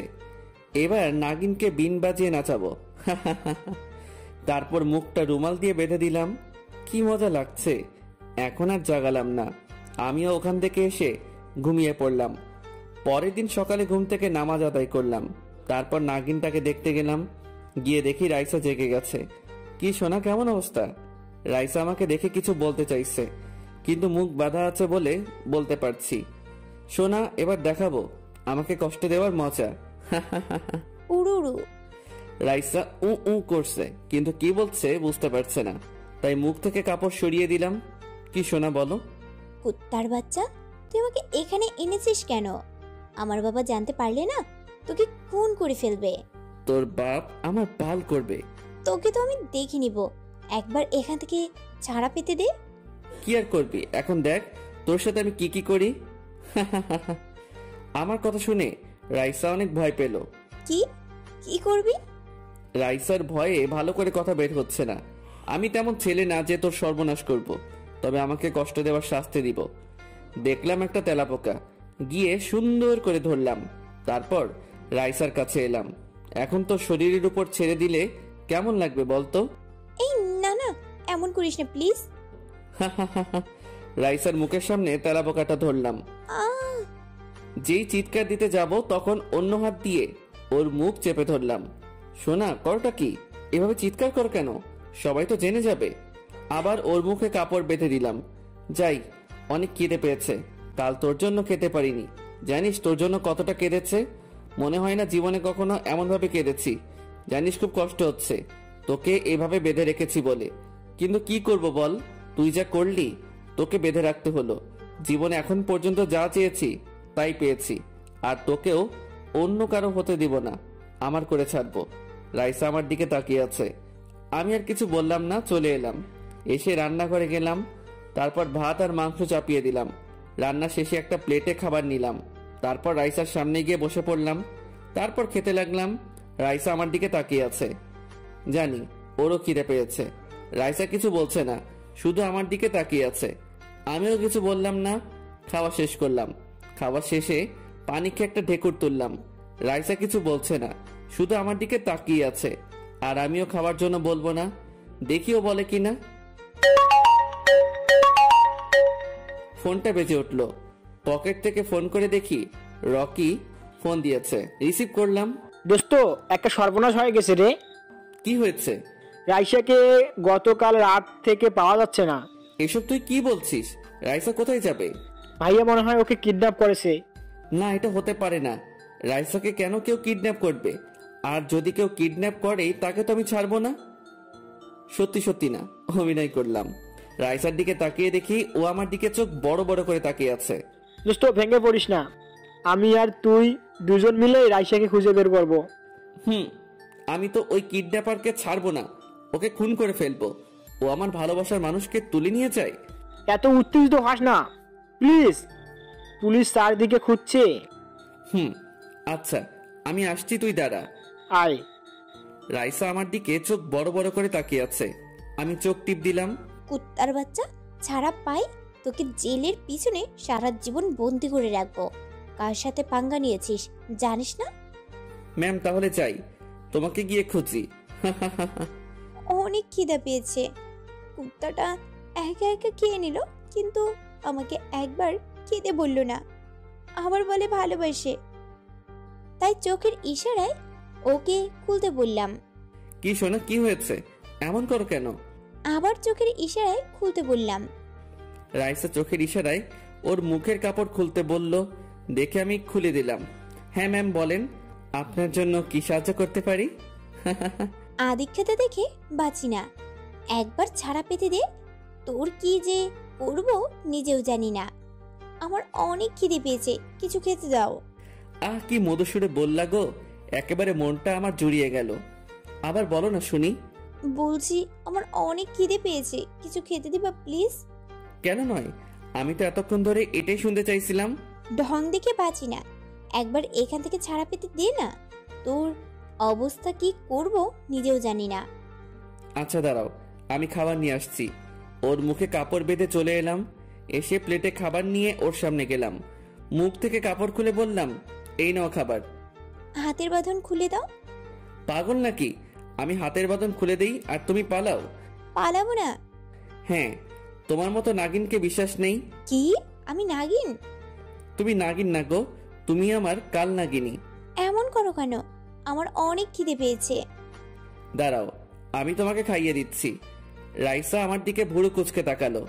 আমি মৃদু হেসে হাতে ধুয়ে রাইসাকে খাইয়ে দিতে লাগলাম। আমি ওর মুখের দিকে তাকিয়ে আছি আর ও আমার দিকে। কি একটা রোমান্টিক সিন। আবার ফোন বেজে উঠলো। প্লেটটা নিচে রেখে বাম হাত দিয়ে ফোনটা বের করে দেখি রকি ফোন দিয়েছে। রিসিভ করলাম। তোর ব্যাপারটা কি? রাইসাকে খুঁজে পাওয়া যাচ্ছে না, আর তুই বাসায় আইছিস?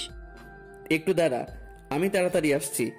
আমি একটা কাজে ফেসে গেছি, ওটা সামাল দিয়ে চলে আসছি। কি এমন কাজে ফেসে গেলি যে তোর কাছে রাইসার থেকে ইম্পর্টেন্ট? তোকে পরে বলছি, তাড়াতাড়ি আয়। ওকে। ফোনটা কেটে দিয়ে আবার রাইসাকে খাইয়ে দিতে লাগলাম। ওকে খাওয়ানো শেষ করে ওর মুখে কাপড় বেঁধে ওখান থেকে বেরিয়ে এলাম। তারপর রুমে এসে রেডি হয়ে বাসা থেকে বের হয়ে গেলাম। বের হয়ে রকিকে ফোন দিলাম, রিসিভ করতে বললাম। কোথায় তুই? কলেজে। দাঁড়া আসছি। তাড়াতাড়ি কলেজ চলে এলাম। কলেজে এসে ঋতু আর নিশিকে খুঁজে ওদের কাছে গেলাম। ঋতু রাইসা কোথায় গেছে জানো? রাত থেকে ফোন রিসিভ করছে না, বন্ধ বলছে। আর সকালে শুনলাম রাইসাকে খুঁজে পাওয়া যাচ্ছে না। সেটা তো আমিও বুঝতে পারছি না, ও গেল কোথায়? আঙ্কেল আন্টি বলছে রাতে বাসা থেকে বের হয়েছে, কিন্তু আর বাসায় ফিরেনি। কি বলছো এসব? সত্যি বলছি। এটা হতে পারে না। ওর কিছু হয়ে গেলে আমি কি নিয়ে বাঁচবো? কোথায় যেতে পারে জানো? আমরা জানি না রাইসা কোথায় গেছে। এভাবে ভেঙে পড়ো না, পুলিশ রাইসাকে খুঁজছে। আমিও খুঁজবো। কোথায় খুঁজবে? সেটাই তো বুঝতে পারছি না। ওরে খুব ভালোবাসি, খুব। রাইসাকে ছাড়া আমার বেঁচে থাকা কঠিন হয়ে যাবে। তুই এখানে কখন এলি? রকিকে জড়িয়ে ধরে কাঁদতে লাগলাম। দোস্ত, রাইসা কোথায় গেছে? ওকে কি খুঁজে পাবো না? আমার কান্না দেখে নিশি ও ঋতুর চোখে পানি চলে এসেছে। চল ওরে খুঁজে দেখি। কোথায় খুঁজবো? কোথায় খুঁজবে? সেটাই তো, রাতে তোদের কথা হয়নি? রাত 4টার সময় হয়েছিল, তারপর থেকে ফোনটা বন্ধ বলছে। রাইসা গেল কোথায় সেটাই বুঝতে পারছি না। আঙ্কেল ওনার সব কাজিনের বাসায় খোঁজ নিয়েছে, রাইসা তাদের কারো বাসায় যায়নি। রাইসা আবার রাজুর সাথে কোথাও যায়নি তো? গেলে তো আমাদের নিশ্চয় জানাতো, বা আঙ্কেল আন্টিকে বলতো যে ও কোথায় ঘুরতে যাচ্ছে। তাও তো ঠিক। কি বলছে ও? আমাদের বল। তেমন কিছু না। ও, ক্লাসে আর করা হলো না, কলেজেও হলো না। কলেজের সভাপতির মেয়ে গায়েব হয়েছে বলে কথা। মন খারাপ। মন খারাপ না কচু। মহারানী ভিক্টোরিয়া তো আমার কাছে বন্দি। কলেজ আর কিছুক্ষণ থেকে বাসা চলে এলাম। দোস্ত যা তাহলে, বিকেলে তোর সাথে দেখা করব। ওকে। মন খারাপ করিস না, দেখবি রাইসাকে ঠিক খুঁজে পাওয়া যাবে। কান্না করিও না, দেখবে রাইসাকে ঠিক খুঁজে পাওয়া যাবে। জানি না মেয়েটা এখন কেমন আছে, কি অবস্থায় আছে। ওরা ঠিক খুঁজে পেয়ে যাব। কার এত বড় সাহস বুঝতে পারছি না যে আমার মেয়েকে কিডন্যাপ করেছে। ইন্সপেক্টর, আপনার পুলিশ টিম করছেটা কি যে আমার মেয়েকে এতক্ষণ ধরে খুঁজে পাচ্ছে না? শিমুল সাহেব, আমাদের পুলিশ টিম যথেষ্ট চেষ্টা করছে। কি করছেন দেখতেই পাচ্ছি। তোরা তো শুধু নামে পুলিশ, কাজে না। শিমুল সাহেব, আপনার মেয়েকে যদি কেউ সত্যিই কিডন্যাপ করে থাকে তাহলে এতক্ষণে তো মুক্তিপণের জন্য টাকা চাইতো, তাই না? সত্যি তো। আমার মনে হয় এটা অন্য কেউ। কি বলতে চাইছেন? বর্তমানে ছেলে মেয়েদের অবস্থা তো জানেন, হয়তো কোনো ছেলের সাথে পালিয়ে গেছে। অফিসার। শিমুল সাহেব, উত্তেজিত হয়ে কোনো লাভ নেই। আমরা আপনার কেনা গোলাম নয় যে আমাদের এমন রাগ দেখাবেন। আমার মেয়ে কোনোদিন এমন কিছু করবে না। শিমুল সাহেব, আমি বলি কি, আপনি বরং আপনার মেয়ে বন্ধুদের কাছে জানেন ওর কোনো বয়ফ্রেন্ড আছে কিনা। ওকে, আপনি এখানে একটু বসে থাকেন, আমি আমার মেয়ের বান্ধবীদের ফোন করে ডাকি। ওকে। আঙ্কেল নিশির নাম্বারে ফোন দিল। নিশি ফোন রিসিভ করলো। আসসালামু আলাইকুম আঙ্কেল, রাইসার খোঁজ পেয়েছেন? না, তুমি আর ঋতু আমাদের বাসায় এসো তো। Okay uncle. রাইসার বাবা ফোনটা কেটে দিল। কি বললো? আসছে। ওকে। কিরে, কার ফোন ছিল? রাইসার আব্বু ফোন করেছিল। কেন? জানি না, তবে ওদের বাসায় ডাকলো। ও চল, কি জন্য ডাকলো শুনে আসি। নিশি আর ঋতু বাড়ি যাচ্ছিল, কিন্তু তাদের আর যাওয়া হলো না। ওখান থেকে একটা গাড়ি নিয়ে রাইসাদের বাসায় চলে এলো। কলিং বেল বাজাতেই আঙ্কেল এসে দরজা খুলে দিল। আসসালামু আলাইকুম আঙ্কেল। ওয়ালাইকুম আসসালাম, ভিতরে এসো। নিশি আর ঋতু ভিতরে গেল। এখানে বসো। ঋতু আর নিশি সোফায় বসে পড়লো। রাইসার কি কারোর সাথে রিলেশন আছে? পুলিশের কথা শুনে নিশি ঋতুর দিকে তাকাচ্ছে আর ঋতু নিশির দিকে তাকাচ্ছে। আছে কিনা আমাদের বলো। জি আঙ্কেল, রাজ নামের একজনের সাথে ওর রিলেশন আছে অনেক দিন ধরে। শিমুল সাহেব, আমি বললাম না, কিন্তু আপনি বললেন যে মেয়ে এমন করতেই পারে না। মনে হয় রাজের সাথে আপনার মেয়ে পালিয়ে গেছে। রাজের বাসার ঠিকানা তোমাদের কারো কাছে আছে? জি, এটা ওর বাসার ঠিকানা। ধন্যবাদ। কিন্তু রাজ কি করেছে? আমাদের ধারণা রাজ রাইসার সাথে কিছু করেছে, অথবা ওরা কোথাও পালিয়েছে। ও আঙ্কেল, তাহলে আমরা যাই। ওকে, যাও। নিশি আর ঋতু চলে এলো। ঋতু, তোর কি মনে হয় রাইসা রাজের সাথে পালিয়েছে? ওরা পালাবে কেন? ওদের তো পালানোর কোনো কারণ খুঁজে পাচ্ছি না। আমিও তো সেটাই বুঝতে পারছি না। আর যদি পালিয়ে যেত তাহলে আমাদের তো একটা বার হলেও বলতো। কি একটা রহস্য। কি হচ্ছে বুঝতে পারছি না। আর রাকিবকে দেখ, রাইসাকে খুঁজে পাওয়া যাচ্ছে না বলে কত কষ্ট পাচ্ছে। আর যখন শুনবে যে রাইসা ওর সাথে শুধু এতদিন অভিনয় করেছে বদলা নেওয়ার জন্য, তখন রাকিবের অবস্থায় কি হবে আল্লাহই জানে। রাইসার এটা ঠিক হয়নি কারো মন ভেঙে প্রতিশোধ নেওয়ার। দুজন গল্প করতে করতে নিজের বাসায় চলে এলো। নিশি আর ঋতুর বাসা একটু দূরে, তবে খুব দূরে না, এই 2 মিনিটের রাস্তা। আমি বাসার ভিতরে এসে রাইসার কাছে গেলাম। গিয়ে দেখি আমার কালনাগিনীটা চেয়ারে হেলান দিয়ে ঘুমিয়ে আছে। দেখতে অনেক মায়াবী লাগছে। ইচ্ছে করছে ডিপ কিস করি। না, ও শুয়ে থাক, ঘুম থেকে ওঠার কোনো প্রয়োজন নেই। আর আমি গিয়ে রান্না করি। রান্নাঘরে এসে রান্না করতে লাগলাম। আর ওইদিকে রাইসার আব্বু আর কয়েকজন পুলিশ রাজদের বাসায় গিয়ে কলিং বেল চাপ দিল। একজন ভদ্র মহিলা এসে দরজা খুলে দিল। না রাকে, আপনার ছেলে কোথায়? বাসায় কেন? আমার ছেলে কি করেছে? আপনার ছেলেকে ডাকেন। বলুন আমার ছেলে কি করেছে? আমাকে নিশ্চয়ই জানেন আমি কে। জি, আপনি এই শহরের টপ বিজনেসম্যান। আপনার ছেলে আমার মেয়েকে ভালোবাসে, আর আমার মেয়েও নাকি আপনার ছেলেকে ভালোবাসে, কিন্তু আমার মেয়েকে গতকাল রাত থেকে পাওয়া যাচ্ছে না। আমার ছেলে তো দাই বাসায় এসে রাত্রে আর বের হয়নি। আপনি আপনার ছেলেকে ডাক দেন। জি। ভদ্র মহিলা বসা থেকে উঠে রাজের রুমের কাছে গিয়ে বলল, রাজ বাইরে আয় তো বাবা। কেন, কি হয়েছে? আমি যেতে পারবো না। আয় না। আসছি।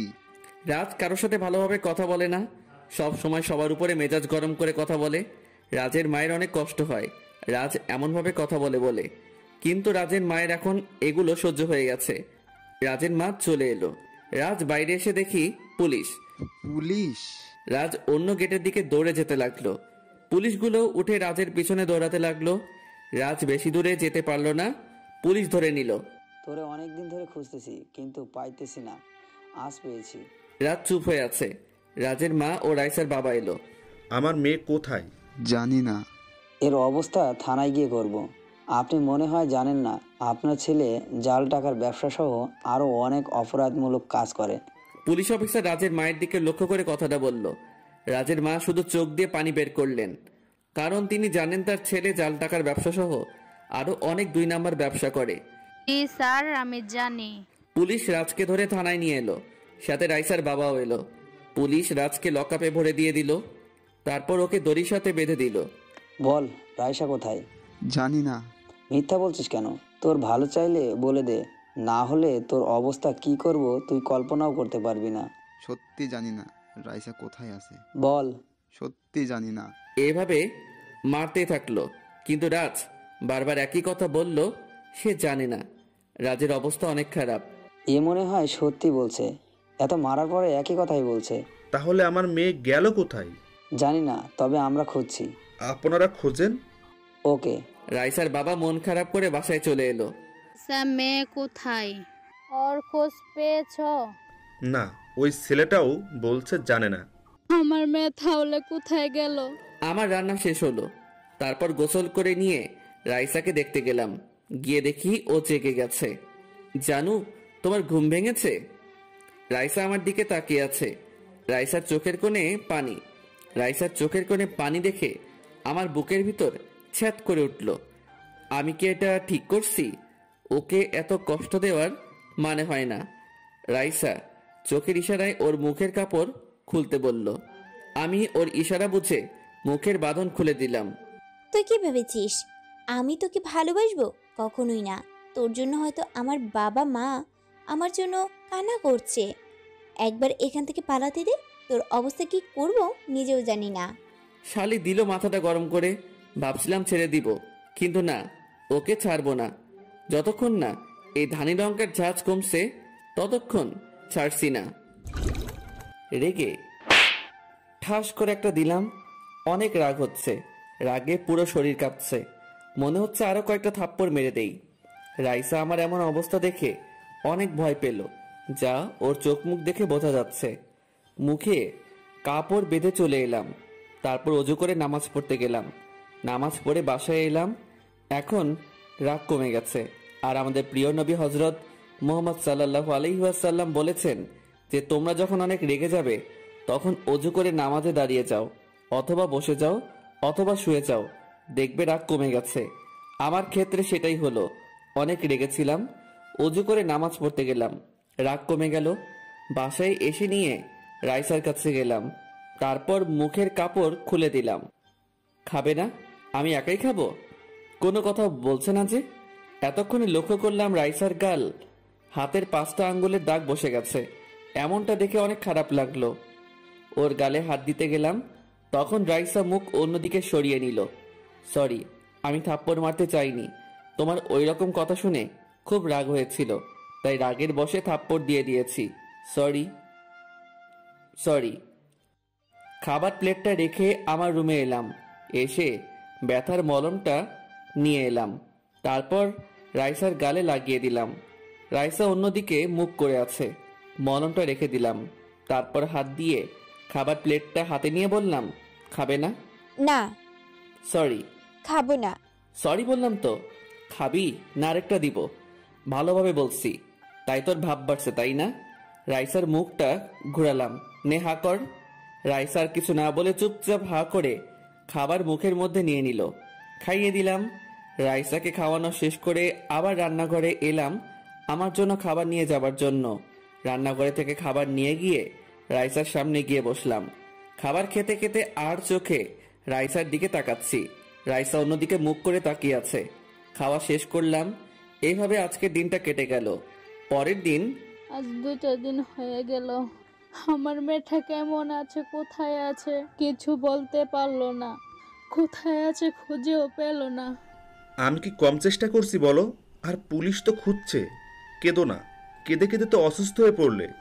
একটা মাত্রই মেয়ে, হঠাৎ কোথায় গেল? দেখো, ঠিক পেয়ে যাবে। আর আমার মন বলছে আমার মেয়ে ভালো আছে, কোনো ক্ষতি বা কোনো সমস্যা হয়নি।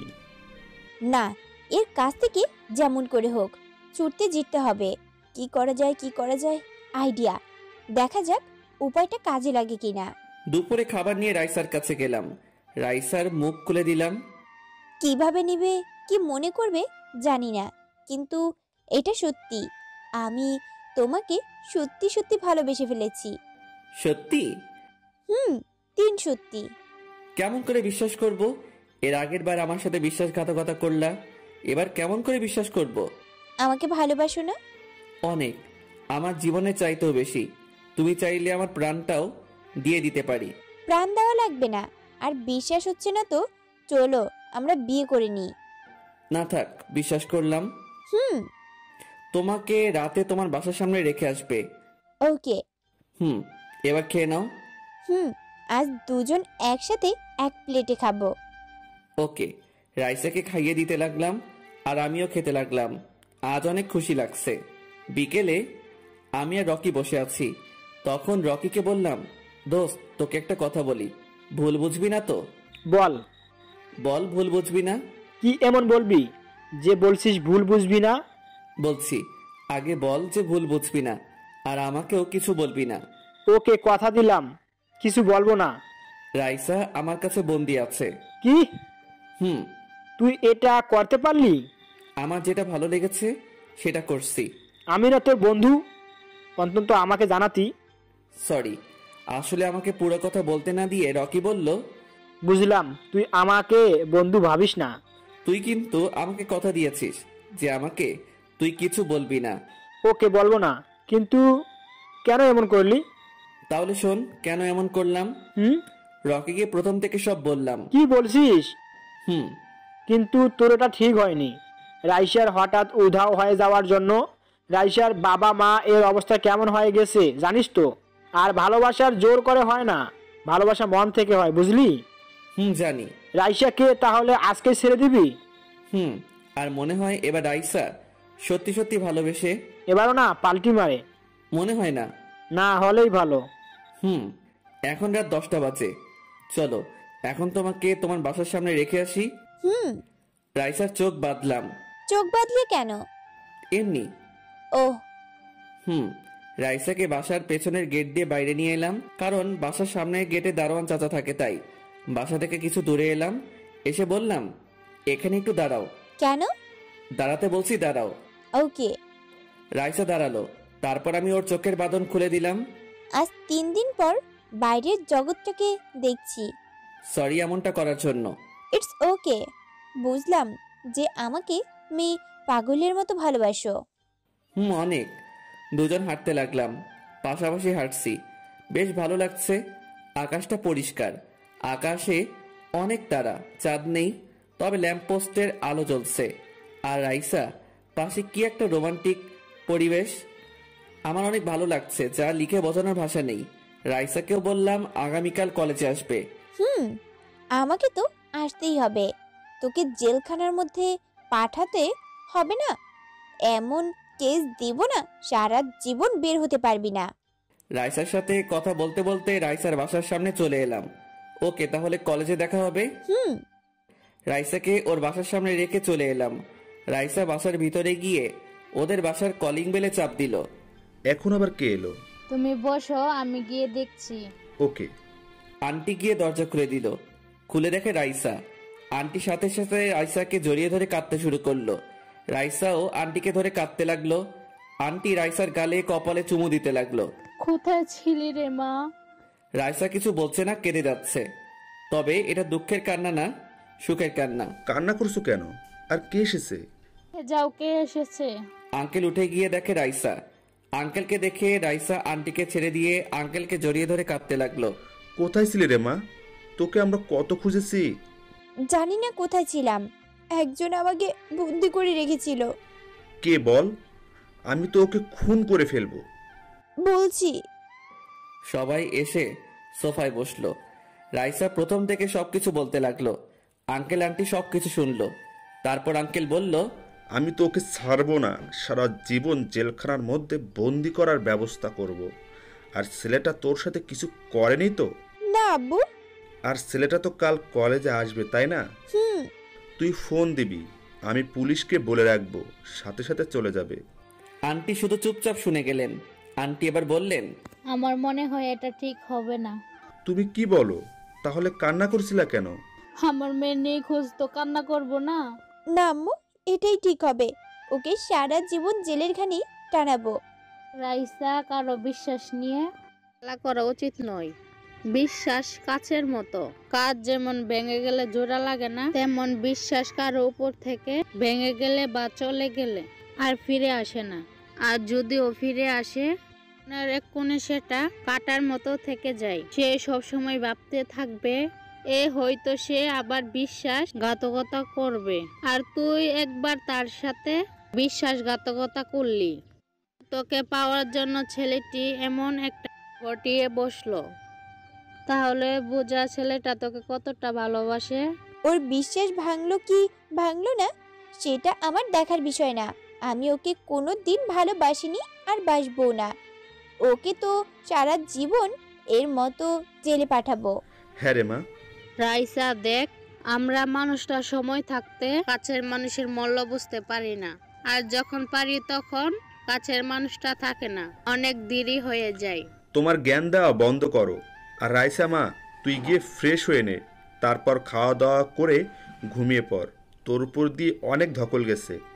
আব্বু দেখ মা, তোকে এখন বলছি এমন করিস না, না হলে হিতে বিপরীত হতে পারে। শেষে দেখবি তুই ছেলেটার জন্য কান্না করছিস। আম্মু তুমি চুপ থাকো তো, আর এমন কিছু হবে না, দেখে নিও। রাইসা উঠে ওর রুমে গেল।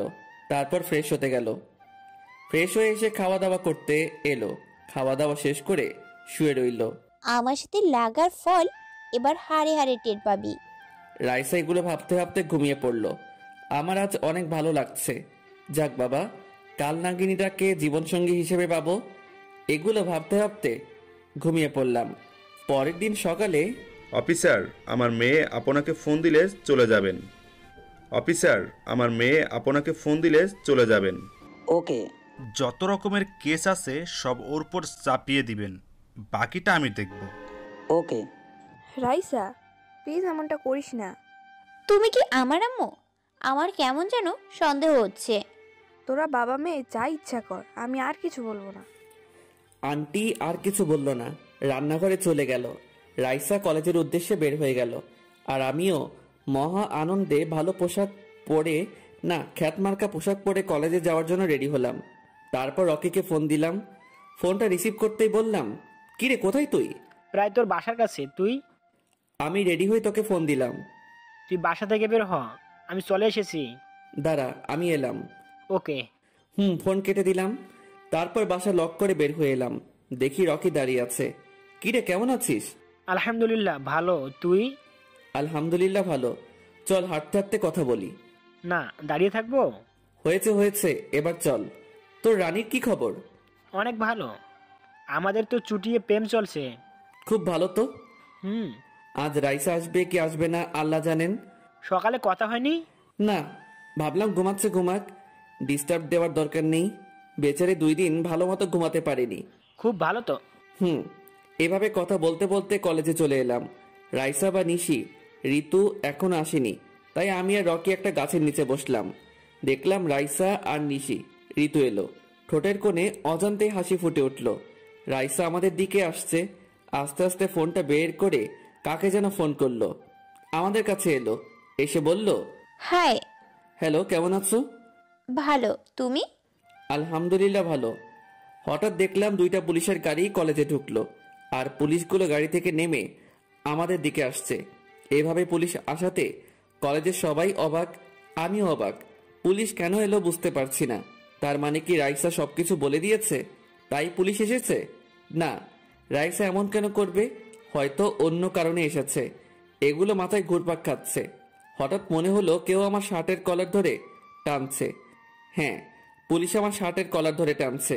চল, শিমুল সাহেবের মেয়েকে কিডন্যাপ করার শাস্তি এবার সারা জীবন ধরে ভোগ করবি। রাইসার দিকে তাকালাম। রাইসা মুচকি মুচকি হাসছে। রাইসা এবারও ধোকা দিল। সত্যি জোর করে ভালোবাসা হয় না, অনেক কষ্ট হচ্ছে। মনে হচ্ছে কেউ আমার বুকের ভিতরটা হাতুড়ি দিয়ে পিটিয়ে দিল। চোখের কোণে পানি জমা হয়ে গেল। যা, এবার সারা জীবন জেলের ঘানি টান, ভিখারির বাচ্চা। শখ কত আমাকে ভালোবাসবে।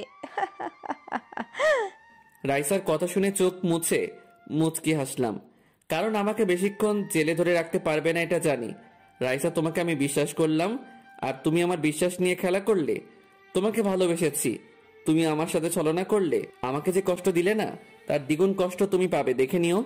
এটা আমার অভিশাপ না, এটা বাস্তব। কেউ কারো মন ভেঙে কখনো সুখী থাকতে পারে না। তুমি একদিন আমার কাছে একটু ভালোবাসা পাওয়ার জন্য হাত পাতবে, সেদিন তোমাকে ঘাট ধাক্কা দিয়ে ফিরিয়ে দিব। আজ থেকে তোমার প্রতি শুধু ঘৃণা রইল। তোর ভাষণ বন্ধ কর। আমি তোর একটু ভালোবাসা পাওয়ার জন্য হাত পাতবো? হাসালি। আর পুলিশ আঙ্কেল, এই খ্যাতটাকে নিয়ে যান, একে আর চোখের সামনে সহ্য হচ্ছে না। পুলিশ আমার কলার ধরে টানতে লাগলো। স্যার, একটু দাঁড়াবেন? একে দাঁড় করানোর কোনো প্রয়োজন নেই, থানায় নিয়ে চল। স্যার, চাকরি বাঁচাতে চাইলে আমাকে দাঁড় করান। আমাকে ভয় দেখাচ্ছিস? কনস্টেবল, লাঠিটা দাও তো। পুলিশ অফিসার আমাকে মারতে লাগলো, মেরে যাচ্ছে। আমি চুপ করে দাঁড়িয়ে আছি। মনে হচ্ছে কোনো ব্যথা করছে না, করবে কেমন করে? এর থেকে বড় ব্যথা রাইসা দিল। মন ভাঙার ব্যথার কাছে এগুলো কোনো ব্যথাই না। কলেজে যারা যারা এসেছে তারা সবাই দেখছে। স্যার প্লিজ, আর মারবেন না। এই, তুই সরবি না তোকেও এইভাবে মারবো? রকি সরে গেল। পুলিশ আমাকে মারা বন্ধ করলো। দাঁড়িয়ে থাকতে পারছি না, অনেক কষ্ট হচ্ছে। রকি আমার ফোনটা নে, আর আব্বুকে ফোন করে বলবি যে আমাকে থানায় নিয়ে গেছে। কথা বের হচ্ছে না, কথা বলতেও অনেক কষ্ট হচ্ছে। রকিকে আমার ফোনটা দিলাম। দেখলাম রকির চোখের কোণে পানি। শুধু রকি না, যারা যারা ওখানে আছে সবার চোখে পানি, শুধু রাইসা বাদে। রাইসা মুচকি মুচকি হাসছে। ওর হাসি দেখে আমারও হাসি পেল। এই, একে নিয়ে চল। পুলিশ আমাকে গাড়িতে উঠিয়ে গাড়ি চালাতে লাগলো। রাইসা, তুই এটা ঠিক করলি না। চুপ কর। ঋতু সত্যি বলেছে, তুই এটা ঠিক করলি না। রাকিব তোকে সত্যিই অনেক ভালোবাসে। তোরা চুপ করবি? আর চল, আজ তোদের পার্টি দিব। আজ আমি অনেক খুশি। তোর এই পার্টি আমি নিব না। আমিও না। তোর এই অনেক খুশি একদিন অনেক কান্নায় পরিণত হবে। দেখবি, কাঁদতে কাঁদতে পাগল হয়ে যাবি।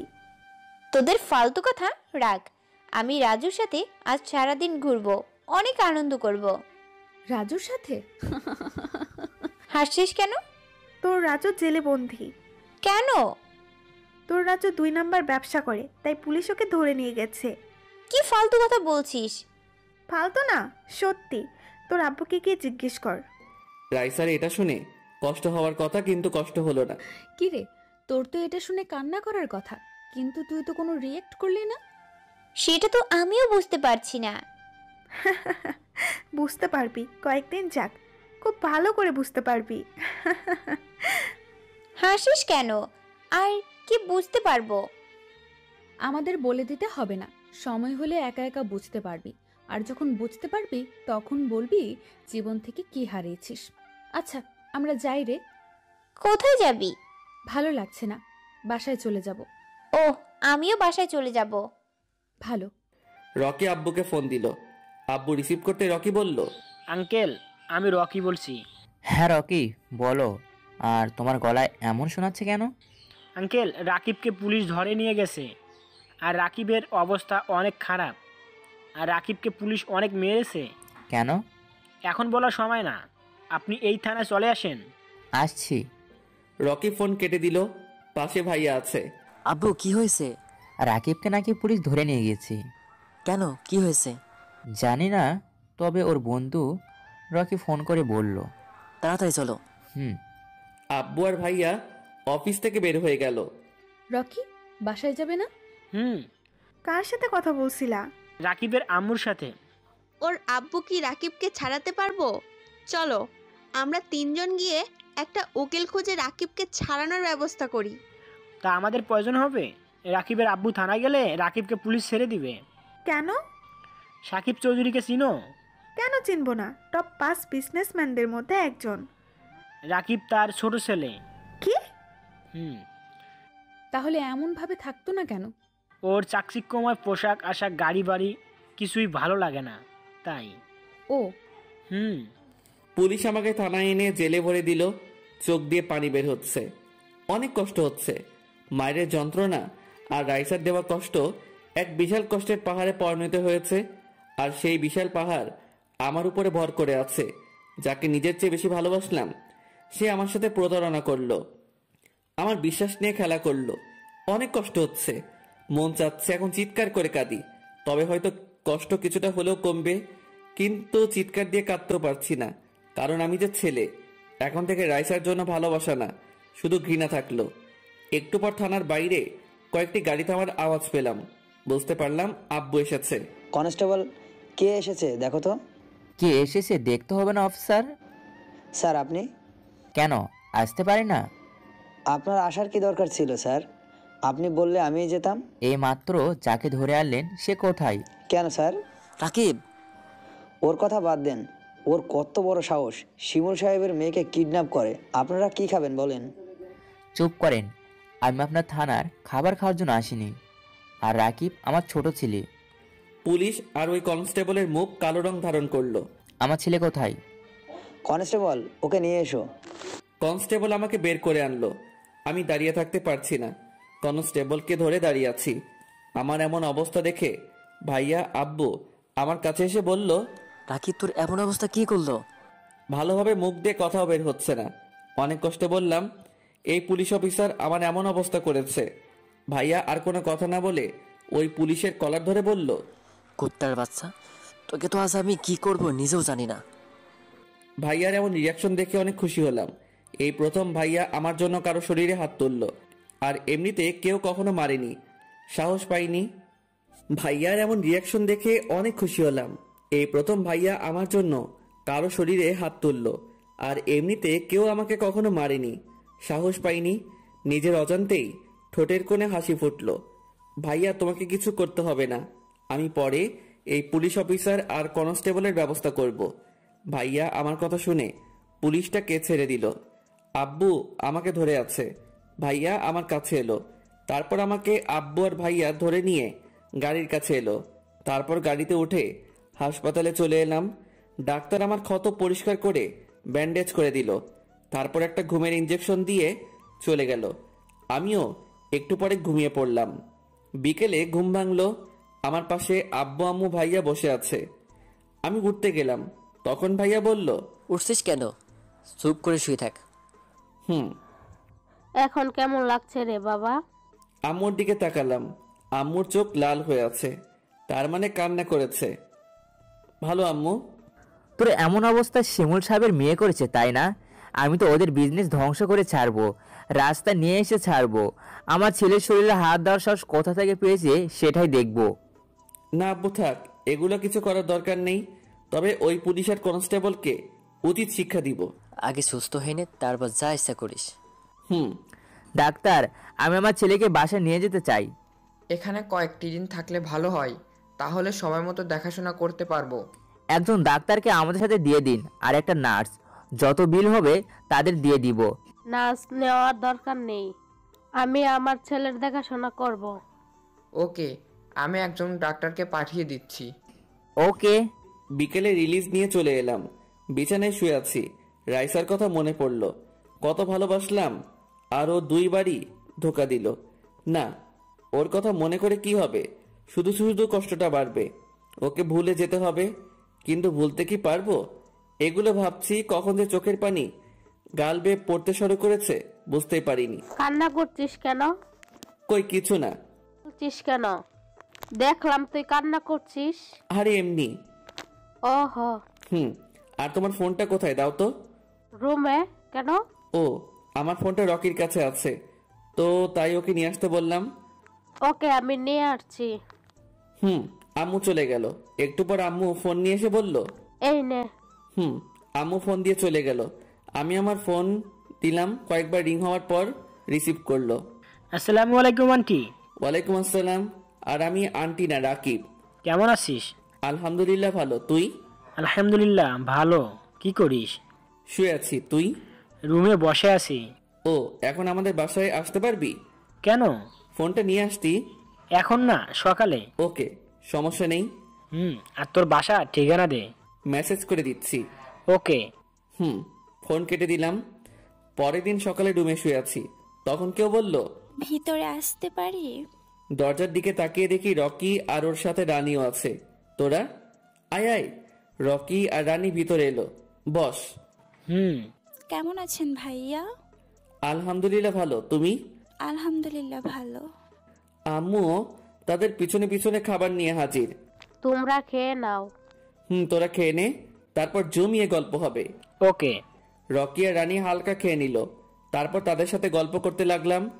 এতক্ষণ একাকিত্ব লাগছিল, এখন একটু ভালো লাগছে। দোস্ত, আমরা চলে যাব।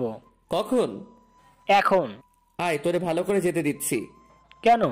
একা একা ভালো লাগছে না। আমি যতদিন সুস্থ না হচ্ছি ততদিন যেতে পারবি না। কি? না ভাই, আমি পারবো না। কেন কেন? এমনই। বুঝি বুঝি, কেন পারবি না? তাহলে থাকতে বলছিস কেন? এমনি। আর আমি আগামীকাল এখান থেকে ওখানে চলে যাব। কি, তোর কি মাথা খারাপ নাকি? তুই এখনো সুস্থ হসনি? না, আমি ঠিক আছি। না, তুই এখনো ঠিক হসনি। প্রমাণ চাস? দেখি, দেখা। কাছে আয়। কেন? আয়। জানি তো তুই আমাকে ধরে বিছানা থেকে উঠবি। রকি আমার কাছে এলো। আসা মাত্রই 2টা ওর পিঠে দিলাম। আহ বাবা গো, কি ব্যথা! এটা কি হলো? এটা প্রমাণ। রানী আমাদের কাণ্ড দেখে হাসছে। শালা, তুই যদি সুস্থ থাকতি না তাহলে দ্বিগুণ খেতে। তাই তো সুযোগটা কাজে লাগালাম। আমারও সময় আসবে, তখন সুদে আসলে পূর্ণ করে নিব। দেখা যাবে। আর আঙ্কেল আন্টি বা তোর ভাইয়া জানে তোকে কি জন্য মেরেছে? পুরো বিষয়টা জানে না, আর আমি জানাতে চাই না। ও। এইভাবে গল্প করতে করতে দুপুর হয়ে গেল। দুপুরে খাওয়া দাওয়া শেষ করে আবার গল্প শুরু হলো। বিকেলে রকি রানী চলে গেল। এভাবে 5টা দিন চলে গেল। আজ আমরা পাত্রী দেখতে যাচ্ছি। আরে আমার না ভাইয়ার জন্য, আগে থেকে দেখতে যাবার কথা ছিল। একটু পরে পাত্রীদের বাসায় চলে এলাম। মেয়েটা দেখতে অনেক সুন্দর, আমাদের সবারই পছন্দ হলো, ভাইয়ারও হলো। তাই আব্বু দেরি না করে বিয়ের তারিখ পাকা করে নিল। তারপর বাসায় চলে এলাম।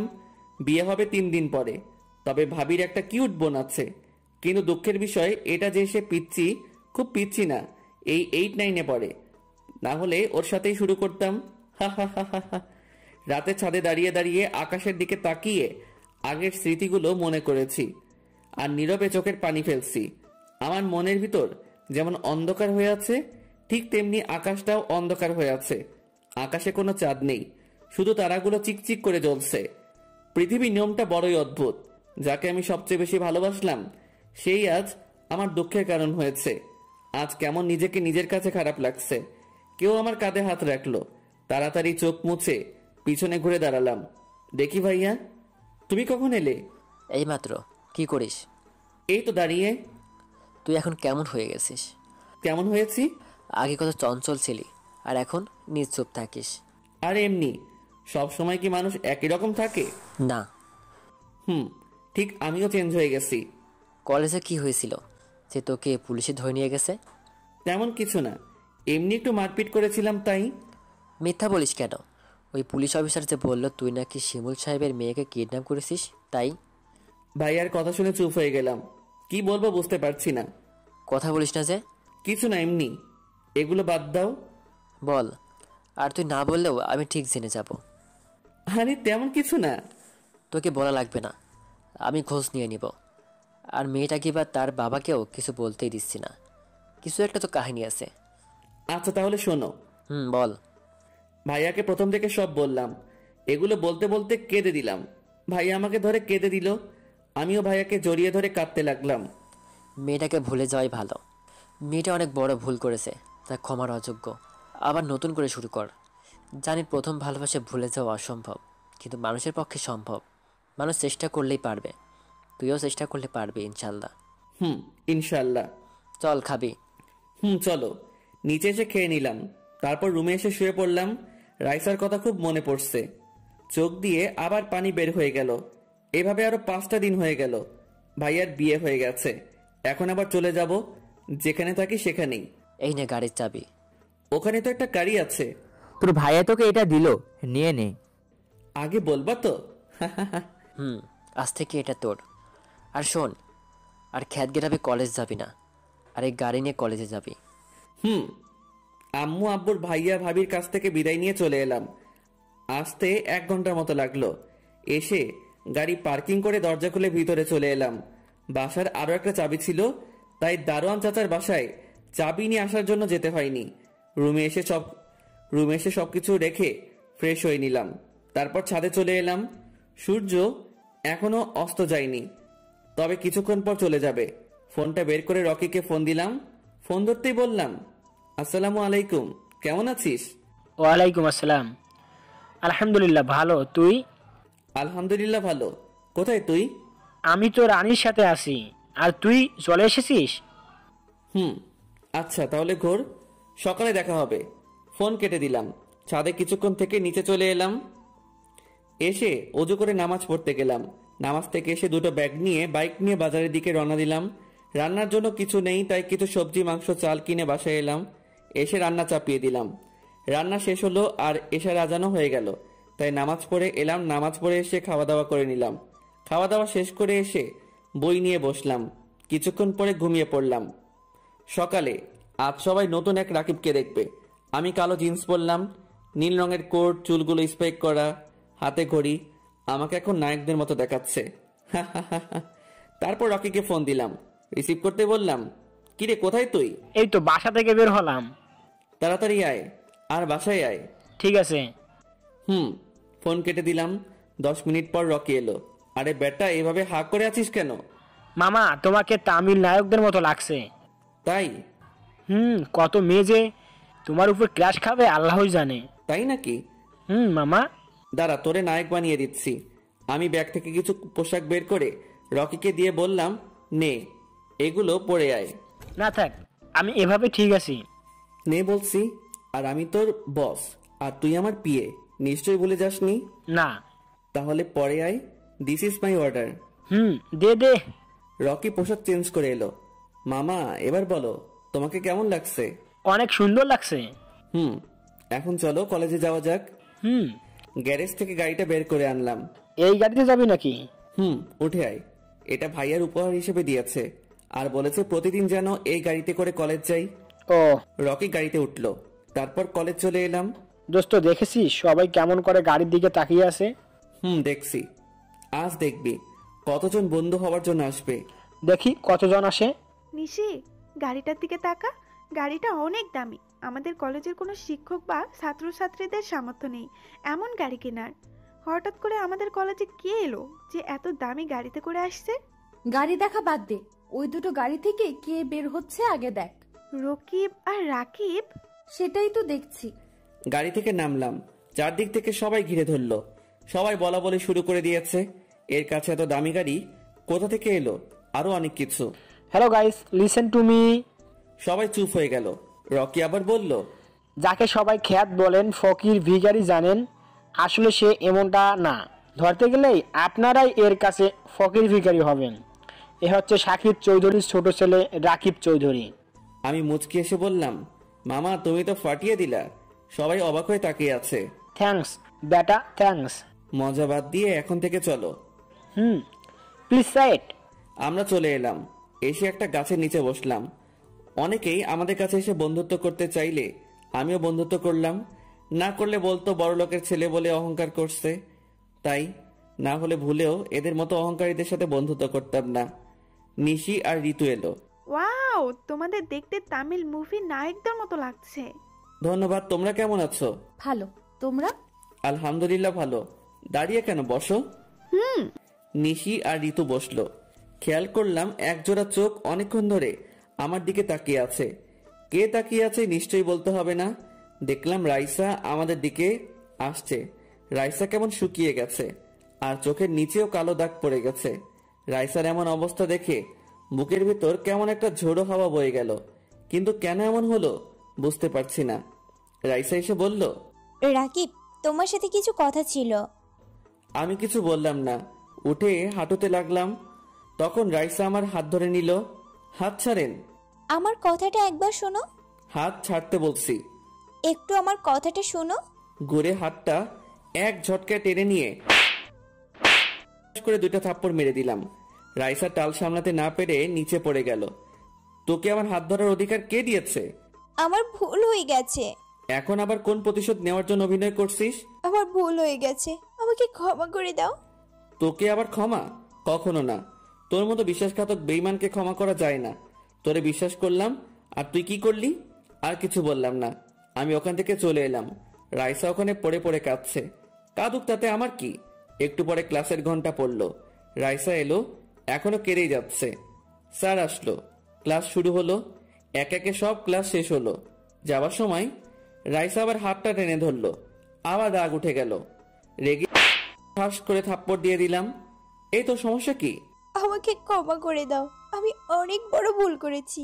আমি যা করেছি তা ক্ষমার অযোগ্য, তবুও ক্ষমা করে দাও। জানিস তো ক্ষমার অযোগ্য, তাহলে আসছিস কেন? রকি চল তো। আমি আর রকি গাড়ির কাছে চলে এলাম। তারপর গাড়িতে উঠে বাসায় চলে এলাম। রকি তখন থেকে চুপ করে আছে, কোনো কথা বলছে না। কিরে তুই চুপ কেন? বোবা হয়ে গেলি নাকি? না। তবে চুপ করে আছিস কেন? কি বলবো বুঝতে পারছি না। তোর এত রাগ আসে জানতাম না তো। হাসিস কেন বেটা? বেটা হাসিস কেন? তোর কথা শুনে। আমি কি হাসির কথা বললাম? আমার কোনো রাগ নেই। যেটা দেখছিস না এটা উপরে, ভিতরটা ওর জন্য এখনো হু হু করে কাঁদে। তাহলে এমন করছিস কেন? ওরে কাছে টেনে আপন করে নে। ওরে শিক্ষা দিতে হবে না? দেখ, আবার বেশি কিছু করে বসিস না, যাতে করে ওকে হারিয়ে ফেলিস। ছেলেরা যে কষ্ট সহ্য করতে পারে, মেয়েরা তার অর্ধেকও পারে না। চল এখন থানায় যাব। কেন? ও পুলিশকে একটু সাইজ করতে হবে না? ওহ। কিছুক্ষণ পর পুলিশ স্টেশনে এলাম। এসে জানতে পারি ওই পুলিশ আর ওই কনস্টেবল ট্রান্সফার নিয়ে চলে গেছে। তোর আর ওদের আদর করা হলো না? ওদের পেলে না আচ্ছা মতো দিতাম। খুব ভালো তো, কিন্তু তা আর হলো না। চল রেস্টুরেন্টে গিয়ে খাবো। চল তাহলে। রেস্টুরেন্টে গিয়ে খাওয়া দাওয়া করে বাসায় চলে এলাম। রাতে বল, কান্না করছিস কেন? তোমার কথাটা যদি শুনতাম তাহলে কাঁদতে হতো না।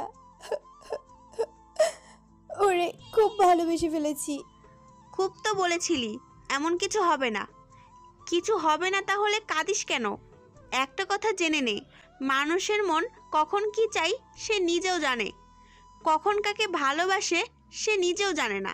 তুই ওর বিশ্বাস নিয়ে খেলা করেছিস। ছেলেটা কত কষ্ট পেয়েছে। আমি ওকে ছাড়া বাঁচতে পারবো না। আমার কথা শুনলে আজ এমনটা বলতে হতো না। কলেজে কি হয়েছে? গাল দুটো লাল হয়ে আছে। দুপুরে রুমে ঢুকেছিস আর বের হসনি। রাইসা কেঁদে কেঁদে সব বলল। রাকিব যদি সত্যি তোকে ভালোবেসে থাকে তাহলে ঠিক ক্ষমা করে দিবে। এখন কান্না থামিয়ে খেতে আয়। আমার খেতে ইচ্ছে করছে না, তুমি যাও। আন্টি আর কোনো কথা বললো না, চলে গেল। রাইসা আবার কাঁদতে শুরু করলো। আজকে অহংকার আর জেদের কারণে তার এমন অবস্থা। রাইসা কাঁদতে কাঁদতে ঘুমিয়ে পড়ল। পরের দিন কলেজের আমি রাকিব বসে আছি, তখন রাইসা এলো। রাকিব, আমাকে ক্ষমা করে দাও প্লিজ। রকি চলতো, এখানে ভালো লাগছে না। হাঁটতে লাগলাম, তখনই রাইসা আমার সামনে এসে দাঁড়ালো। রাইসা ছলছল চোখে আমার দিকে তাকিয়ে আছে। আমি বললাম, আপনার সমস্যা কোথায় বলেন তো? আর আপনি শোনেন, না হলে আগামীকালের মতো থাপ্পড় দিব। যত ইচ্ছে মারো, কিচ্ছু বলবো না, কিন্তু প্লিজ আমাকে ফিরিয়ে দিও না। আমি কিছু বললাম না। পাশ কেটে ওখান থেকে চলে এলাম। রাইসা ওখানে বসে কাঁদতে লাগলো। ওর চোখের পানি একদম সহ্য হচ্ছে না। ইচ্ছে করছে গিয়ে জড়িয়ে ধরি আর বলি, তোমাকে অনেক ভালোবাসি রাইসা, কিন্তু না, ওকে একটু শাস্তি দিতেই হবে, না হলে ওর শিক্ষা হবে না। আর কাউকে কষ্ট দেওয়ার কেমন ওটাও বুঝুক। তোর চোখের কোণে পানি কেন? ওর চোখের পানি একটু সহ্য হচ্ছে না।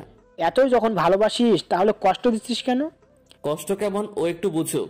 ভালো, কিন্তু খুব বেশি কষ্ট দিয়ে ফেলিস না, যাতে করে ওকে হারিয়ে ফেলিস। চুপ কর আর ক্লাসে চল।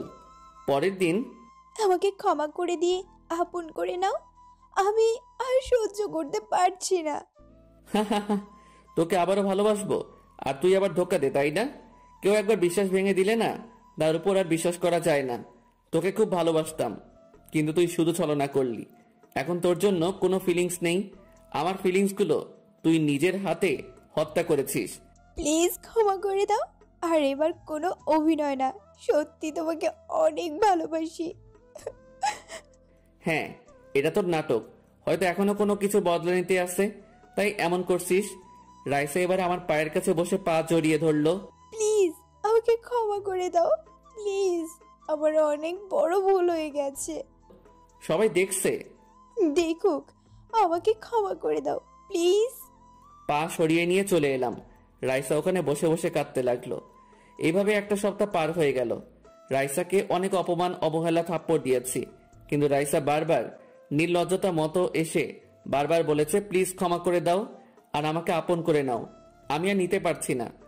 কলেজের ক্যাম্পাসে আমি, রকি, নিশি, ঋতু বসে আছি।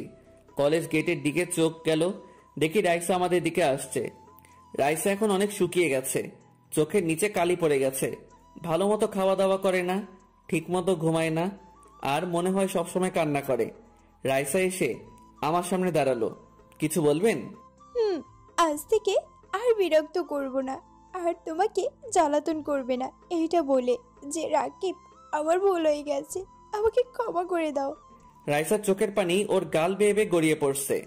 জানি তোমার সাথে অন্যায় করেছি, যা ক্ষমা পাওয়ার যোগ্য না, তাও পারলে ক্ষমা করে দিও, আর ভালো থেকো। এটা বলে রাইসা ওর ব্যাগ থেকে একটা ফল কাটা ছুরি বের করে ওর হাতের উপর রেখে জোরে একটা টান দিল। সাথে সাথে রক্ত বের হতে লাগলো। আমি তাড়াতাড়ি উঠে ওর কাটা জায়গা চেপে ধরে বললাম, রাইসা তুমি এটা কি করলে?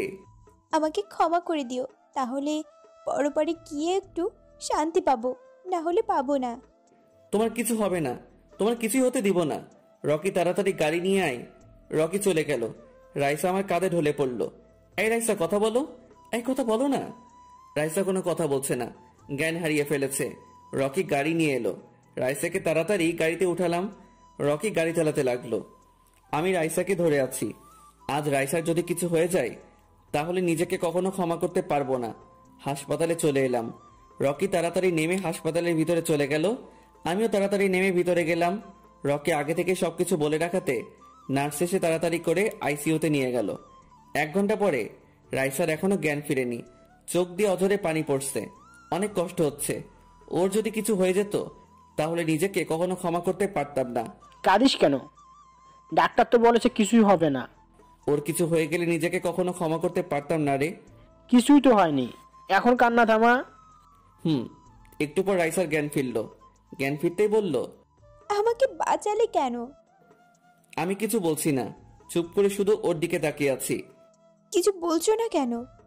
রকিকে হাতের ইশারায় চলে যেতে বললাম। রকি চলে গেল। আমি ওর গালে, ঠোঁটে, কপালে চুমু দিতে লাগলাম। রাইসা শুধু আমার কাণ্ড দেখছে। চুমু দেওয়া শেষ করে বললাম, কারণ আমি আমার পাগলিটাকে অনেক ভালোবাসি, তাই।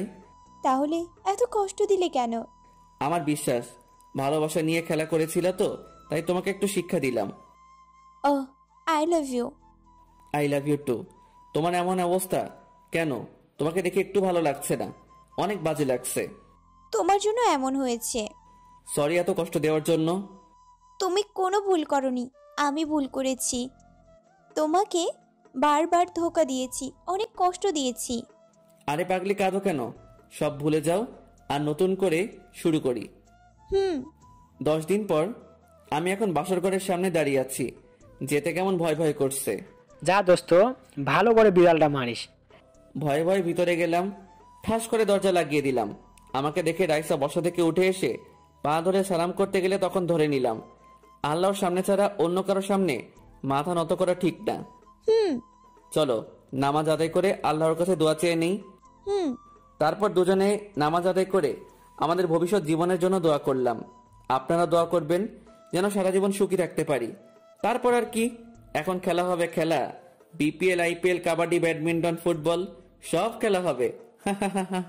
আরে করছোটা কি? আগে তো লাইট অফ করো, না হলে তোমার পাঠক পাঠিকারা তো দেখে নিবে। তাই তো। আর আপনারা কেমন বলুন তো? আপনাদের লজ্জা করে না? পরের ওসব দেখতে যাচ্ছেন? যান ভাগেন, আর আমাদেরকে আমাদের কাজ করতে দিন।